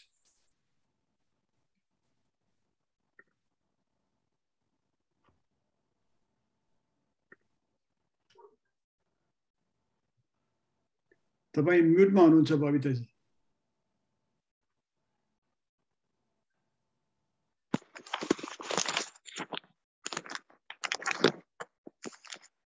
सुनियो होला। हजुर धन्यवाद गम्भीर सर। र आजको यो जुन विषय जुन खालको विषय उठान गरेर आज यो छलफल चलाइएको छ र सूर्यनाथ उपाध्याय सर जस्तो व्यक्तित्वलाई ल्याएर हामीले जुन अनुभवहरू सुनिरहेछौँ उहाँ स्वयं आफै यो विषयमा त एकदमै एकदम पूर्ण मान्छे हो जस्तो मलाई लाग्छ मेरो हिसाबमा। र अब अहिले यो प्रोक्योरमेन्ट हजुरले चाहिँ बढी फोकस प्रोक्योरमेन्टलाई गर्नुभयो। मैले अलिकति समग्रमा चाहिँ मैले आफ्नो पोइन्ट्सहरू चाहिँ मैले बनाएको थिएँ हैन, प्रोक्योरमेन्ट लगायत अन्य विषयहरूमा। त्यसकारण अब अघि अङ्गराज तिमल सिन्हा सरले पनि जुन प्रेजेन्टेसन गर्नुभयो असाध्यै राम्रो र एकदम हाम्रो लागि त यो चाहिँ असाध्यै फ्रुटफुल छ र यो प्रेजेन्टेसन हजुरले पछि हामीहरू सबैलाई सेयर गर्नुहुन्छ भन्ने मलाई लागेको छ। र अब सरलाई म अलिकति ट्रान्सपेरेन्सी इन्टरनेसनल नेपालको पर्सपेक्टिभबाट भन्दाखेरि अब ट्रान्सपेरेन्सी इन्टरनेसनल नेपालले अब भ्रष्टाचारको विरुद्धमा र यही सुशासन कसरी प्रवर्धन गर्न सकिन्छ, पारदर्शितालाई कसरी बढाउन सकिन्छ भनेर नै यही कार्यलाई नै मूल मोटो बनाएर चाहिँ करिब 26 वर्षदेखि नेसनल च्याप्टर ट्रान्सपेरेन्सी इन्टरनेसनल बर्लिनको नेसनल च्याप्टरको रूपमा यहाँ कार्यरत छ। र यसले ग्राउन्ड लेभल एउटा जनतादेखि लिएर मार्जिनलाइज ग्रुपहरूदेखि लिएर चाहिँ पोलिसी लेभलसम्मको तहसम्म चाहिँ एउटा ब्रिजको रोल यसले खेलिरहेको छ। ब्रिजको रोल चाहिँ यसले प्ले गर्नलाई कोसिस गरिरहेको छ। त्यसमा चाहिँ विभिन्न खालको कार्यक्रमहरू विभिन्न गतिविधिहरू हुन्छ। जस्तै ओपन डेटाको कुरा गर्नुभयो, यहाँले प्रोक्योरमेन्टको कुरा गर्नुभयो। प्रोक्योरमेन्ट ओपन डेटा मात्र नभएर विभिन्न विषयहरू चाहिँ यसले समावेश गरिएको हुन्छ र यसले चाहिँ एउटा बर्निङ इस्युज नेपाल कुन वेमा चाहिँ अगाडि बढिरहेछ, यहाँको मूल मुद्दाहरू के छन् र त्यसलाई एउटा स्ट्राटेजिकली प्लानमा एउटा फ्रेम आउट गरेर चाहिँ त्यसको आधारमा चाहिँ एक्टिभिटीहरू बनाउने र कार्यक्रमहरू तत्त लेभलमा चाहिँ लैजाने काम यसले गरिरहेको छ। र अब आजको यो सन्दर्भमा नेपालमा भ्रष्टाचारको समस्या सम्बोधनको लागि व्यवहारिक उपायहरू पनि भन्ने एउटा टपिक हजुरहरूले हामीलाई दिनुभएको थियो र यो टपिकभित्र रहेर पनि म थोरै भन्छु र हजुरको पोइन्टमा पनि म त्यो सँगसँगै जोड्न चाहन्छु। र अब यसमा जाँदाखेरि हामीले यो ट्रान्सपेरेन्सी इन्टरनेसनल नेपालले पनि यसमा एउटा प्रशिक्षण पुस्तिका भन्ने पनि एउटा बनाएको थियो र अब यसमा यो अध्ययन गर्दा र नेपालको परिप्रेक्ष्यमा हेर्दाखेरि पनि नेपालमा भ्रष्टाचारको समस्या सम्बोधनको लागि चाहिँ कानुनहरू नभएका होइन, थुप्रै भ्रष्टाचार विरुद्धका कानुनहरू पनि छन्। जस्तै भ्रष्टाचार निवारण ऐन 2058, विशेष अदालत ऐन, अख्तियार दुरुपयोग अनुसन्धान आयोग ऐन, सुशासन सम्बन्धी अध्यादेश, राजनीतिक दल सम्बन्धी ऐन र महाभियोग सम्बन्धी ऐन। यस्ता ऐनहरू थुप्रै ऐनहरू भ्रष्टाचारको विरुद्धमा भ्रष्टाचारलाई नियन्त्रण गर्न र सुशासनलाई प्रवर्धन गर्नको लागि ऐनहरू र नियमहरू बनेका छन् र त्यो सँगसँगै यसमा यो कार्यको लागि सार्वजनिक तथा नागरिक निकायहरूको भूमिका पनि त्यत्तिकै आवश्यक छ र त्यसरी नै परिचालित गर्नुपर्छ भनेर सो तत्त विषयसँग सम्बन्धित कार्यालयहरू पनि रहेका छन्। जस्तै संवैधानिक निकाय, अख्तियार दुरुपयोग अनुसन्धान आयोग भयो, राष्ट्रिय सतर्कता केन्द्र, विशेष अदालत, महालेखा परीक्षक, क्षेत्रीय प्रशासक, प्रमुख जिल्ला अधिकारी, सार्वजनिक लेखा समिति, राष्ट्रिय अनुसन्धान विभाग, महालेखा नियन्त्रक कार्यालय जस्ता सरकारी कार्यालयहरू भयो भनेदेखि नागरिक समाजको तर्फबाट ट्रान्सपेरेन्सी इन्टरनेसनल नेपाल, सञ्चार जगत र त्यसपछि प्राइभेट सेक्टरबाट नेपाल उद्योग महासङ्घ वाणिज्य महासङ्घले पनि केही यस्ता विषयहरूलाई चाहिँ उठान गरेको छ।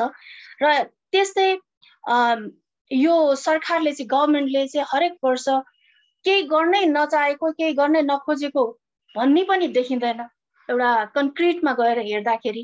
र यसले विभिन्न कार्ययोजनाहरू पनि ल्याइरहेको हुन्छ।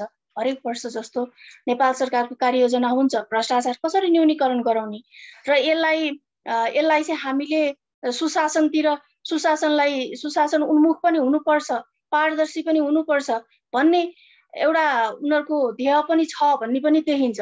जस्तै सार्वजनिक सेवा सुविधा उपलब्ध गराउने व्यवस्थामा सुधार गर्ने, सार्वजनिक निर्माण कार्यको व्यवस्थापनमा सुधार, कर्मचारी प्रशासन प्रणालीमा सुधार, यस्ता विविध किसिमका कार्ययोजनाहरू पनि नेपाल सरकारले वर्षै पछि ल्याइरहेका हुन्छन्। मन्त्री परिषदको सदस्य तथा मन्त्रीका सल्लाहकारहरूको लागि आचार संहिताको तयारी, भ्रष्टाचार नियन्त्रणसँग सम्बन्धित निकायहरूको संस्थागत क्षमताको विकास, आर्थिक अनियमितता नियन्त्रण गर्न बैंक र वित्तीय संस्थाको काम कारबाहीमा सुधार, सार्वजनिक संस्थानहरूको व्यवस्थापनमा सुधार, यस्ता थुप्रै पोइन्ट्सहरू छन्। मैले केही ऱ्यान्डमली पोइन्ट्सहरू लिएँ र यस्तो बबिताजी म तपाईलाई सरी बबिताजी के अरे त्यो जुन सिभिल सोसाइटीको जुन रोल भनेको छौँ नि हामीले अङ्ग्रेजीले उठाउनु भएको थियो त्यसको बारेमा TIN ले के काम गरेछ त त्यसमा अनि स्पेसिफिकली सिभिल सोसाइटी सम्बन्धी? ट्रान्सपेरेन्सी इन्टरनेसनल नेपालले अवश्य पनि गरेको छ र एउटा प्रोक्योरमेन्टको कुरालाई नै हजुरले जोड दिइरहनु भएको र उहाँको प्रेजेन्टेसन र मैले अथवा संस्थागत रूपमा गरेको अनुभव हजुरलाई एउटा म पोइन्ट सुनाउँछु। त्यसपछि हजुरले मलाई फेरि पनि सोध्न सक्नुहुन्छ केही लागेमा। जस्तै अब एउटा ट्रान्सपेरेन्सी इन्टरनेसनल नेपालले भूकम्पपछिको पुनर्निर्माण र पुनर्स्थापनामा सदाचार भन्ने कार्यक्रम सञ्चालन गरेको थियो यो 2072 सालको भूकम्पपछि। र यो प्रोक्योरमेन्टको विषयमा केन्द्रित हुँदाखेरि त्यहाँ थुप्रै इन्सिडेन्टहरू छन्। तर एउटा इक्जाम्पल हजुरहरूलाई म के दिन चाहन्छु भनेदेखि त्यहाँनिर चाहिँ जुन नेपाल सरकारले कन्ट्र्याक्टरलाई यो ठेक्का दियो स्कुलहरू बनाउने, जस्तै अब अरू पूर्वाधारहरू पनि थिए तर मैले एउटा स्कुलको नाम लिन चाहेँ। र त्यो लिँदाखेरि यहाँनिर कस्तो छ भने लोएस्ट रेटमा चाहिँ बिड गराउने र जसले त्यो लोएस्ट रेटमा चाहिँ बिड पार्न सक्छ उसलाई दिने।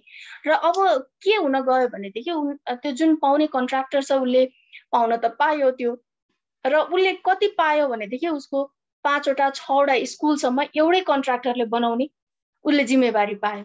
यहाँ के हेरिँदैन भने लोएस्ट रेट, अरू थुप्रै लुप होल्सहरू होलान्, थुप्रै यहाँनिर सरको प्रेजेन्टेसनमा थुप्रै कुराहरू त्यहाँ समेटिएका छन् अलरेडी। र त्यो लुप होल्सहरू र यसमा छल्न खोज्ने कुराहरू ती थुप्रै छन्। तर एउटा त्यो के देखियो त्यहाँनिर भनेदेखि त्यो 5 वटा बिल्डिङ 5 वटा पूर्वाधार निर्माण गर्न सक्ने क्यापासिटी त्यो कन्ट्र्याक्टरमा छ एकैपटक, र उसले यदि त्यति धेरै काम उसलाई एकैचोटि दिँदा उसले खोजेको पूर्वाधार निर्माण गर्न सक्छ। खालि लोएस्ट रेटलाई मात्रै हेर्ने अथवा त्यहाँनिर त्यो किसिमले मात्रै बिड दिने कि काम दिने कि अरू अन्य क्राइटेरियाहरू पनि सेट गर्नुपर्छ भन्ने अलिकति नेपाल सरकारले त्यतातिर पनि ध्यान दिनुपर्ने, त्यो हामीले एकदम नजिकबाट हेरेको विषय एउटा त्यो थियो।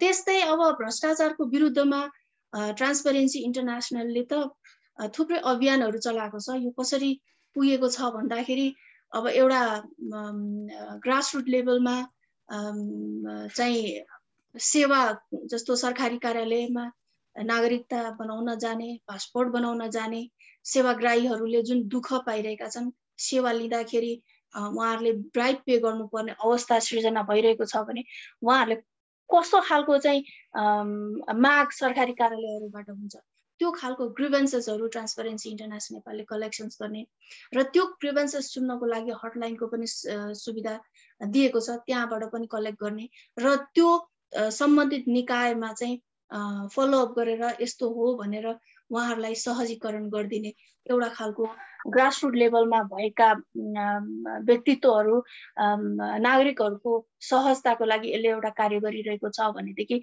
अर्को जनचेतना अभिवृद्धिमा पनि ट्रान्सपरेन्सी इन्टरनेसनल नेपालले आफ्नो महत्त्वपूर्ण भूमिका खेलिरहेको छ। जस्तै जर्नलिस्ट, मिडिया कर्मीहरू, रेडियो, टिभी यी सबैसँग चाहिँ सहकार्य गरेर जिङ्गलहरू मार्फत कुनै एउटा सन्देशमूलक सूचनाहरू मार्फत त्यसपछि जर्नलिस्टहरूलाई मोबिलाइज गरेर सक्सेस स्टोरीहरू लेखन गराएर त्यसपछि फेलोसिपहरू प्रदान गरेर यो खालको एउटा इन्स्टिट्युसनल र इन्डिभिजुअल नेटवर्कहरू क्रिएट गर्दै जाने, उहाँहरूसँग क्लोज नेटवर्कमा रहिरहने र यसरी चाहिँ भ्रष्टाचारका इस्युजहरू, एन्टी करप्सनमा कसरी अगाडि लाग्ने, जनचेतनालाई कसरी अभिवृद्धि गराउने भन्ने विषयमा चाहिँ उहाँहरूसँग त्यतिकै कलिसन्समा हामीले ट्रान्सपरेन्सी इन्टरनेसनल नेपालले कार्य गरिरहेको छ। Thank you. Boitaji, I'll come back to you if you don't mind. किन 10-15 प्रश्नहरू आइरहेछन् अङ्कजीलाई है 20 दिनभन्दा अगाडि। म चाहिँ यो के अरे पर्टिकुलरली लोकल लेभलमा टिएनओ कामको बारेमा चाहिँ मलाई सोध्ने म आउँछु है if you don't mind. अङ्कजी धेरै प्रश्नहरू आइरहेछन् यहाँ, तर मुख्य चाहिँ म तपाईँलाई 3-4टा सोध्न चाहन्छु अहिले, ताकि त्यसको किनभने इन्ट्रेस्टिङ क्वेसनहरू छन्। एउटा त के छ भने एडिबी, वर्ल्ड ब्याङ्क जस्तो संस्थाहरूमा पनि करप्सन भएको बारे काहीँ रिपोर्टहरू छन् कि छैनन्, एउटा प्रश्न त्यो। दोस्रो चाहिँ नि right to information act implement किन राम्ररी भइरहेको छैन अहिले नेपालमा, एउटा त्यसको प्रश्न आएको छ। तेस्रो प्रश्न चाहिँ नि विसल ब्लोअर प्रोटेक्सन एक्टको पनि हामीले के अरे नेपालमा धेरै प्रगति नभएको भन्ने कुरा आएको न, त्यसको बारेमा तपाईँको केही राय छ कि छैन। चौथो trade off between quality and compliance work, कुनै पनि ठेकेदारले काम गर्ने बेलामा कम्प्लायन्स सम्बन्धी बढी ध्यान दिने हो कि क्वालिटी सम्बन्धी बढी ध्यान दिने कुरा हो। र चाहिँ नि एउटा युएबाट एउटा के अरे पार्टिसिपेन्टले भन्नुभएको छ नयाँ जेनेरेसनको मान्छेहरूलाई के एडभाइस दिने त अहिले अब यो सम्बन्धी, पब्लिक प्रोग्रामको बारेमा मात्रै होइन कि इन जेनरल हामीले चाहिँ नेपालमा के गर्ने हो भने यङ जेनेरेसनलाई हामीले के आइडिया दिने हो, त्यसको बारेमा कुरा यसो अलिक गरिहाल्नु। अरू पनि प्रश्न छन्, त्यो चाहिँ हामीले पछि अफलाइन गर्दा पनि हुन्छ। Over to you, Ankaji. Well, thank you, Gambhirji. These are all very interesting questions, and thank you for asking this question as well as some comments in the chat box. अब यो ADB, world bank, UAN हामी सबै पनि यही समाजकै part हौँ कि पहिलो कुरो चाहिँ। तर at least what I can mention is that, जस्तो अब 10 वर्ष 20 वर्षभन्दा पहिला उहाँ गम्भीरजीलाई पनि थाहा छ यी इन्स्टिट्युसन पनि इभल्भ भएका छन्, तर अब त्यसमा कम्पोनेन्टहरू डिफ्रेन्ट छन्। जस्तो अघि सूर्यनाथ ज्यूले पनि भन्नुभयो यो जापानको किन हुन्छ त यो अलिकति कस्ट हाई, त्यो डिफ्रेन्ट एङ्गलहरू छन् त्यहीमा पनि। जस्तो अब एडिबीको लोनदेखि लिएर वर्ल्ड ब्याङ्कहरू भए अहिले स्पेसली इन्टिग्रिटी डिपार्टमेन्ट पनि हुन्छ विथ डिरेक्टर्स। अब त्यो रिस्कको पनि अहिले बेटर एनालिसिस सुरु भएको छ। त्यसपछि पोलिटिकल कन्टेक्स्ट एनालिसिस पनि अहिले सुरु गर्ने गरिएको छ। अब त्यो पनि टोटल्ली म त यो करप्सन प्रुफ छ भन्दिनँ। अब हाम्रै युएनकै प्रोजेक्ट थियो अफगानिस्तानमा, अब यो लोफ्टा प्रोजेक्ट भन्ने, त्यो पनि एन्टी करप्सनको प्रोजेक्ट, अलमोस्ट 1 बिलियन प्रोजेक्ट। त्यहाँ अमेरिकाको अडिटर जनरलले चाहिँ एकदम भ्रष्टाचार छ भनेर देखायो। अब हामीले त्यहाँ हेर्दाखेरि के भयो भने त्यो अब त्यहाँको लोकल स्टेक होल्डरसँग काम गर्नुपर्ने चाहिँ यो मिनिस्ट्री अफ यो इन्टेरियरसँग अब त्यो पैसा चाहिँ लिएर जानुपर्ने, हेलिकप्टरबाट पैसा लिएर बाँड्नुपर्ने तलब, त्यो बेलामा चाहिँ त्यो डलरै लिएर बाँड्नुपर्ने। अब हामी अब ई गभर्नेन्स यताउति अरू ट्रान्सफरका कुरा गर्छौँ, एटलिस्ट त नेपालमा चाहिँ कतै अहिले ट्रान्सफर केही गर्नु पर्यो भने चाहिँ पैसा दिन चाहिँ चलन घटाएर रहेछ। त्यो मैले अहिले पनि फेला पारेँ, 1000 होस् 2000 होस् मोबाइलबाट गरौँ ट्रान्सफर सर अथवा के भनेर चाहिँ त्यो गरिएको देखियो। अब समस्या स्टिल छन्। फेरि यी प्रब्लमहरू फेरि डाइनामिक छन्, किनभने एडिबी एउटा एन्टाइटी होला, वर्ल्ड ब्याङ्क एउटा होला, युएन होला, अर्को पाटो चाहिँ नेसनल स्टेक होल्डर पनि हुन्। त्यो भएका हुनाले कुनै पनि प्रोजेक्ट चाहिँ दुवैतिरको अब त्यो सप्लाई र डिमान्ड दुवैतिरको साइडको कुरो आउँछ। तर म ओभरअल के भन्छु भने गम्भीरजी चाहिँ दि प्र्याक्टिसेसका आधारमा हेर्ने हो भने the field of integrity and anti corruption even within the multinational यो जो organisations have evolve so much during last 10 years। अब अर्को कुरो यो रेटिङको कुरो आएको छ। म हिजो चाहिँ यो एउटा प्रोग्राम यो ब्याङ्किङ सुपरभिजनको प्रोग्राम रहेछ राष्ट्र बैङ्कको चाहिँ, त्यहाँ किनोट स्पिकर थिएँ, इकोनोमिस्ट पनि भएको हुनाले म एन्टी करप्सन एक्सपर्ट मात्रै नभएर। समस्या के रहेछ भने यो रेटिङको चाहिँ अब धेरै गाइडेन्स दिउँ, फेरि यो राष्ट्र बैङ्कले इन्टरफेरेन्स गरे जस्तो होला पनि भन्ने। अब गाइडेन्स नदिउँ, the field itself is nascent के अब नेपालमा चाहिँ यो रेटिङको भनौँ न।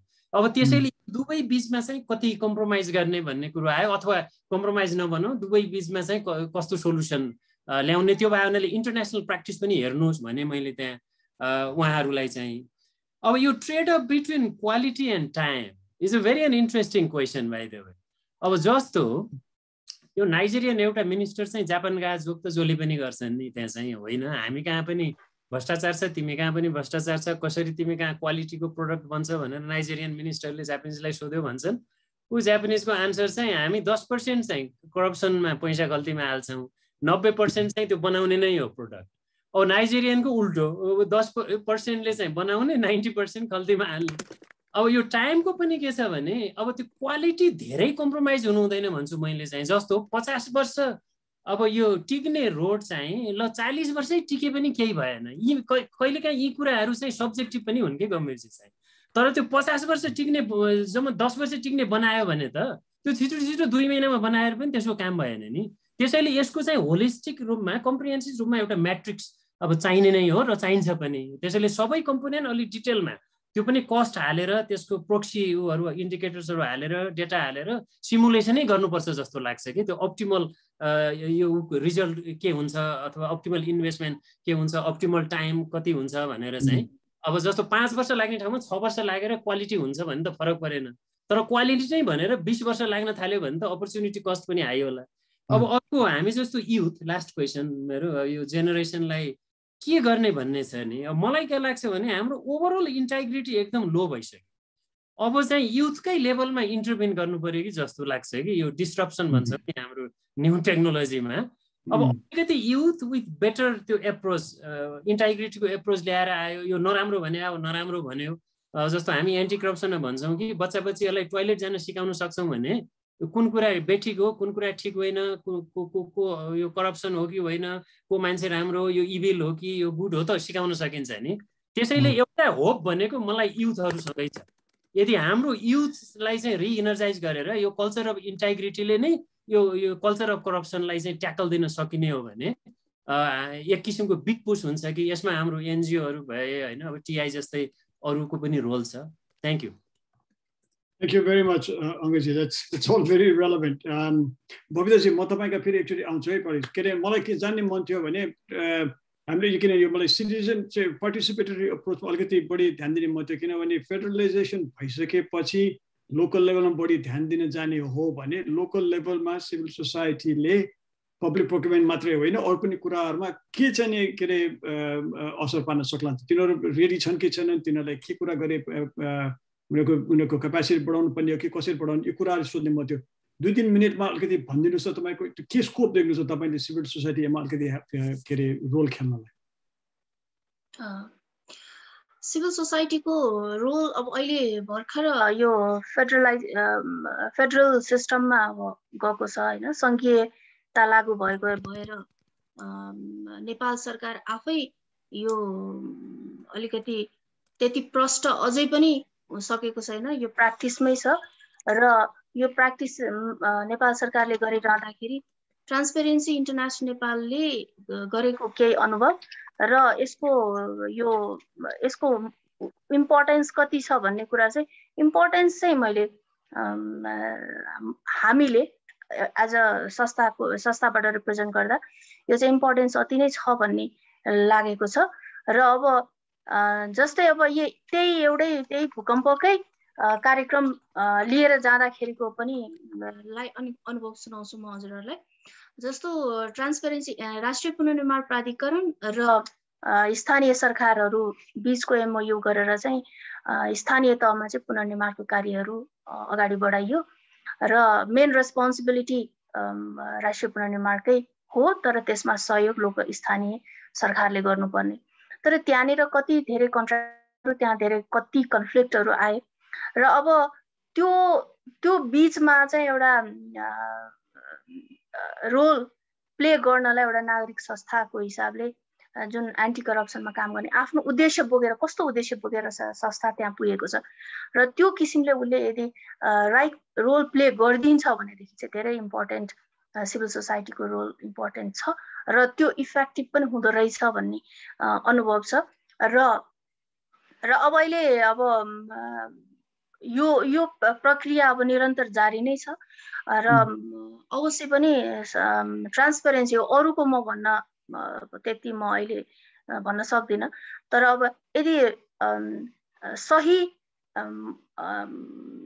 सही मनसायले र कुनै संस्थाले म यो काम गर्छु भन्ने हिसाबले जान्छ भनेदेखि अवश्य पनि त्यो सिभिल सोसाइटीको रोल असाध्यै इफेक्टिभ छ र ट्रान्सपेरेन्सीको हकमा भन्ने हो भने यसले त खालि भ्रष्टाचारको विरुद्धमा सुशासनलाई कसरी प्रवर्धन गराउने र यस्तो विषय चाहिँ अहिले देशमै खालि भ्रष्टाचारको विषयहरू यति उठिरहेको छ र यस्तो उठान भइरहेको समयमा संस्था जाँदाखेरि असाध्यै संस्थालाई पनि कतिको गाह्रो छ भन्ने कुरा त यहाँहरूले पनि मनन गर्न सक्नुहुन्छ तर त्यति हुँदै पनि एउटा म के राख्न चाहन्छु भनेदेखि यो मेरो आफ्नो अनुभव पनि हो यो भ्रष्टाचारको विषयहरू यो धेरै भएको हो कि यो धेरै पब्लिकहरू चाहिँ सचेत भएर हरेकले यो कुराहरूलाई चाहिँ वाच गरिरहेर यो पब्लिकमा आएर चाहिँ यो क्वेसन्सहरू धेरै रेज हुन थालेको अहिलेको स्थिति चाहिँ त्यो हो कि जस्तो पनि मलाई लाग्छ किनभने पहिला भ्रष्टाचार थिएन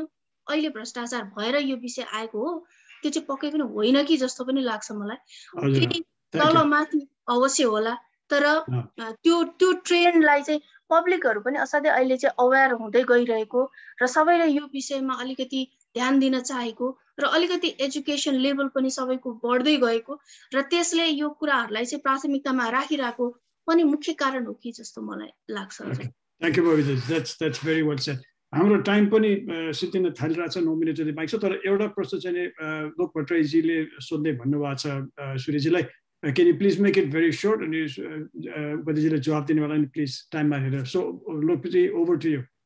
Okay, thank you, Gambhir sir. It's very good opportunity to participate this wonderful program. म चाहिँ लोक भट्टराई म हायर एजुकेसन सेक्टरमा छु म टोरन्टो क्यानाडाबाट बोलिरहेको छु अहिले म चाहिँ हायर एजुकेसनमा छु अब क्वेसन त लामो थियो यो धेरै इन्ट्रेस्टिङ टपिक हो मलाई सोध्नु मन थियो कहाँबाट सुरु गरौँ भनेदेखि यो अख्तियार दुरुपयोग जुन सक्सेसर हो सूर्यनाथ सर पछाडि उहाँले अभियसली त्यसलाई कसरी हेर्नुहुन्छ भन्ने क्वेसन सोध्न खोजेको तर त्यसको आन्सर आइसक्यो जस्तो लागिरहेछ उहाँले भनिसक्नुभयो अधिकार छ अब त्यो गर्ने नगर्ने त त्यो तफसिलको कुरा भयो उहाँले त्योभन्दा बढी कमेन्ट गर्नुहुन्न होला म फोकस गरेर मैले सूर्यनाथ सरसँग यसरी इन्टरेक्ट गर्ने मौका पाउँदा सोध्न मैले के खोजेको दुईटा क्वेसन छ एउटा चाहिँ के भने एउटा गरौँ हजुर एउटा टाइमको लागि भन्ने मात्रै भने यहाँ हेर्नुहोस् अहिले न्युजिल्यान्डमा रातिको 12:30 छ धेरै बस्न सकिँदैन यहाँ please over to you okay मैले सोध्न खोजेको के भने एब्युज अफ अथोरिटी हेर्ने जुन अख्तियार दुरुपयोगको एउटा कार्यक्षेत्र छ भने महालेखा परीक्षकले वर्षेनी चाहिँ नि बेरुजुको एउटा चाङ निकालेको हुन्छ अब यसको बिचमा के रिलेसन छ यसमा चाहिँ अख्तियार त्यो एउटा इन्साइट हुन्छ नि एज ए अख्तियार प्रमुखको रूपले उहाँले त्यसलाई कसरी हेर्नुभएको छ किनभनेदेखि एउटा लेभलको चाहिँ नि अख्तियार दुरुपयोग निवारण गर्न त महालेखा परीक्षकको प्रतिवेदनको सही कार्यान्वयन नै एउटा व्यापक हुन सक्थ्यो एउटा त्यो क्वेसन हो मेरो अर्को भने चाहिँ मैले चारवटा ब्लकमा हेर्न चाहन्छु नेपालको भ्रष्टाचारलाई एउटा के भनेदेखि पब्लिक एसेटहरूलाई चाहिँ नि कसैलाई युज गर्न अधिकार दिने कुरा भयो प्रोक्योरमेन्टको कुरा त हामीले व्यापक छलफल गरिहाल्यौँ तेस्रो भनेको पब्लिक र प्राइभेट सेक्टरको नेक्सस जुन चाहिँ पोलिसी म्यान्युभरिङ पोलिसी चाहिँ म्यान्युभर गर्ने र चाहिँ नि पोलिसी करप्सन गर्ने तेस्रो ब्लक भयो चौथो चाहिँ भनेको के भने पोलिटिकल अपोइन्टमेन्ट र चाहिँ नि पार्टी फन्डिङ यो चारवटा कुराको रिलेसन ओभरअल चाहिँ नि करप्सन निवारण गर्ने सिनारियोमा कस्तो आउला किनभने सूर्यनाथ सर जस्तो मान्छेसँग त यो व्यापक अनुभव हुनुपर्छ पक्का पनि मेरो क्वेसन यही हो दुईवटा बेसिकली हजुर thank you Upadhyay over to you really quickly time मिल्छ भने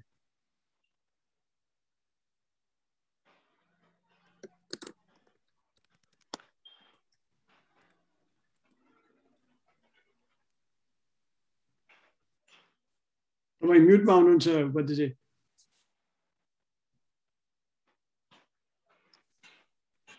सूर्य सर तपाईँ म्युटमा हुनुहुन्छ।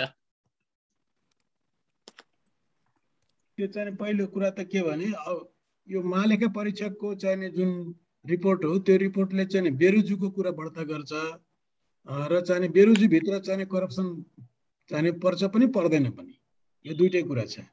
त उसको चाहिँ डिफिनिसन बेरोजुको चाहिँ पछि गएर एउटा विडम्बना के छ भने आज चाहिँ बेरोजु हो, फेरि पछिबाट परीक्षण गरेर त्यसलाई रुजु बनाइदिन्छ। त्यस कारणले यो महालेखा परीक्षकमा त्यो कमी छ। अब रह्यो महालेखाको परीक्षकको चाहिँ रिपोर्टबाट पिकअप गरेर अख्तियारले चाहिँ लिन सक्छ। केही चाहिँ डाइरेक्ट चाहिँ तपाईँको मासेका कुराहरू देखिन्छन्, डाइरेक्ट चाहिँ तपाईँको इम्बेजलमेन्ट भएका कुराहरू देखिन्छन्। त्यसबाट त्यसलाई चाहिँ एज एन एभिडेन्स भनौँ अथवा एज ए सूचना भनौँ, त्यो सूचनाको आधारमा लिएर अख्तियारले काम गर्न सक्छ, गर्नुपर्ने पनि हो है। तर महालेखा परीक्षकको चाहिँ नि मैले अघि भने यो डिफरेन्स चाहिँ त्यहाँनिर छ, त्यो कुरा एउटा कुरा भयो। अर्को मलाई प्रश्न थियो के भन्दाखेरि अर्को के थियो एउटा प्रश्न मैले चारवटा ब्लकमा चाहिँ नेपालको भ्रष्टाचारको जुन परिपाटी ल्यान्डस्केपलाई मैले चारवटा ब्लक गरेका थिएँ, त्यसको इन्टर रिलेसनसिप कसरी हेर्नु भएको छ सरले भन्नु खोजेको? अब त्यसको इन्टर रिलेसनसिप चाहिँ व्यापकै छ, तर सबभन्दा पहिलो कुरा त्यसमा प्रमिनेन्ट के छ भन्ने कुरा इम्पोर्टेन्ट छ है। प्रमिनेन्ट के छ त भन्दाखेरि त्यो चाहिँ तपाईँको कल्युजन अफ इन्ट्रेस्ट जुन छ नि हो त्यो चाहिँ प्रमिनेन्ट छ है। त्यसमध्येको ती चाहिँ चारवटा फ्याक्टरहरूमध्ये कल्युजन अफ इन्ट्रेस्ट चाहिँ अत्यन्तै धेरै छ। त्यही कल्युजन अफ इन्ट्रेस्टले गर्दाखेरि त्यो यति ओभरवेल्मिङ छ कि त्यसले अरू फ्याक्टरहरूलाई चाहिँ नि तपाईँको साइडमा पुर्याउँछ। त्यही नै एउटा इम्पोर्टेन्ट कुरा हो। त्यसलाई चाहिँ यदि हामीहरूले कल्युजन अफ इन्ट्रेस्टलाई हेर्दै गयौँ भनेदेखि तपाईँ कहाँ पुग्नुहुन्छ त भनेर भन्दाखेरि ठ्याक्कै भ्रष्टाचार गरेको फेला पर्छ। तर प्रश्न छ अनुसन्धान गर्नेवालाले गर्छ कि गर्दैन, प्रश्न त्यो हो। कल्युजन अफ इन्ट्रेस्ट चाहिँ अत्यन्तै धेरै छ। एउटा इन्फर्मेटिभ क्विक क्वेसन सरलाई सोधिहालौँ है, त्यसपछि मैले सुनेको मैले डिटेलमा हेर्नु बाँकी छ, त्यसमा म हेर्दैछु। यो प्राइभेट सेक्टर इन्भल्भ भएको विषय चाहिँ अख्तियारले हेर्नको लागि चाहिँ अख्तियारको ऐनले चाहिँ अलाउ गर्दैन भन्ने कुरा हो सर? होइन, यसो छ त्यो चाहिँ त्यो हो पनि र होइन पनि। कुरा के छ त भन्दाखेरि प्राइभेट सेक्टरले नयाँ डाइरेक्टली गएर उसले गर्न चाहिँ सक्दैन, तर प्राइभेट सेक्टर यदि in association with public sector गरेको छ भनेदेखि सक्छ। त्यस्तो छ अवस्था। Thank you sir. Okay, thank you बाबुजी। 5:27 भयो अहिले नेपालको टाइममा, हामीले 5:30मा रोक्छौँ भनेको थिएँ। मलाई चाहिँ 2 मिनट जति समराइज गर्न दिनुहोस्, त्यसपछि अनि दाइजीलाई चाहिँ भोट अफ थ्याङ्क्सलाई भनेर म भन्ला। This has been really an amazing discussion. I wish we could continue, but maybe the next time we'll have a 3-hour session and have a free for all. I found 6 things that I think are very important. First, corruption itself is a serious issue. Public procurement in itself is a serious issue, and therefore, and it's pervasive. It's in all countries. It's in different forms. It's not something that is the sole domain of 1 or 2 countries alone. That's the first thing. Secondly, the culture of impunity. The longer we have the issue of culture of impunity, the more the contractors and the others think that they can get away with not doing the work they're supposed to do, the worse the situation would be. So that point has come along very clearly. Angaji talked a lot about, the point was raised, it was not necessarily discussed, and I wish we could have had more time to look at incentives and penalties. So if you have an incentive structure, then the inherent feeling of a particular contracting agency is that if I were to do things well and ahead of time and to cost and to quality, I would be able to get an incentive. That always serves as a good way of getting things done the right way. We talked a little bit about the new technology playing a part in making sure that public procurement is done well, artificial intelligence, open data. I thought those are things that are very relevant. Hopefully the government in Nepal would be able to take that to heart. The capacity of the private sector, that point did come out a little bit later on, but it is a very important issue. The fact that the private sector does need to have a little bit more focus on it in terms of how it can build its own capacity to be able to respond to the public procurement concerns and considerations that are out there. And I really liked at the end what Upadhyay had said, and this is hopefully something that all of us can take to heart. Establish rule of law and promote integrity in the system. If we were to do that, we would be able to get these problems resolved. And on that one, the work that I did when I was with Bhutan with the Anti-Corruption Commission over there, the chairperson of the commission, Ms. Nathan Zambo, would time and time again say to us, say to ADB, myself, that it's the culture of, it's the promotion of integrity in the youths, in schools, in colleges. These are the new leaders. These are the people that are eventually going to be in government. And these are the people that if we get them right at this stage, they will move on to be good leaders. And I think those are some of the lessons that we've learned. This was a very fascinating presentation, Angaji. I hope to come back to you and pick up individual strands of this, and we'll have an ongoing conversation. We hope to prepare a policy brief based on your presentation. We'll share that with you, and hopefully that will be something that we can publicize a lot. Dayaji, I'll have to hand it over to you. It's 5:30 now for a vote of thanks, please, and then we'll end after that. Over to you, Dayaji. हुन्छ गम्भीर sir, धेरै धेरै धन्यवाद। यो आज निकै महत्त्वपूर्ण 1.5 घण्टाको मात्रै भए पनि निकै महत्त्वपूर्ण छलफल भएको छ। यो हामीले यो भ्रष्टाचारको विषयमा चाहिँ अगाडि पनि एक राउन्ड छलफल गरेका थियौँ। त्यसमा डाक्टर अंगराज सरले राम्रो एउटा प्रेजेन्टेसन गरेर एउटा एक्सपिरियन्सहरू पनि राम्रो सेयर गर्नुभएको थियो र हामी दोस्रो चाहिँ आज हाम्रो छलफल गरेका छौँ। र खास गरी हाम्रो यो पब्लिक प्रोक्युरमेन्टमा हाम्रो अलिकति फोकस भए पनि हामीले अलिकति बृहतै रूपमा चाहिँ गएको जस्तो लाग्छ।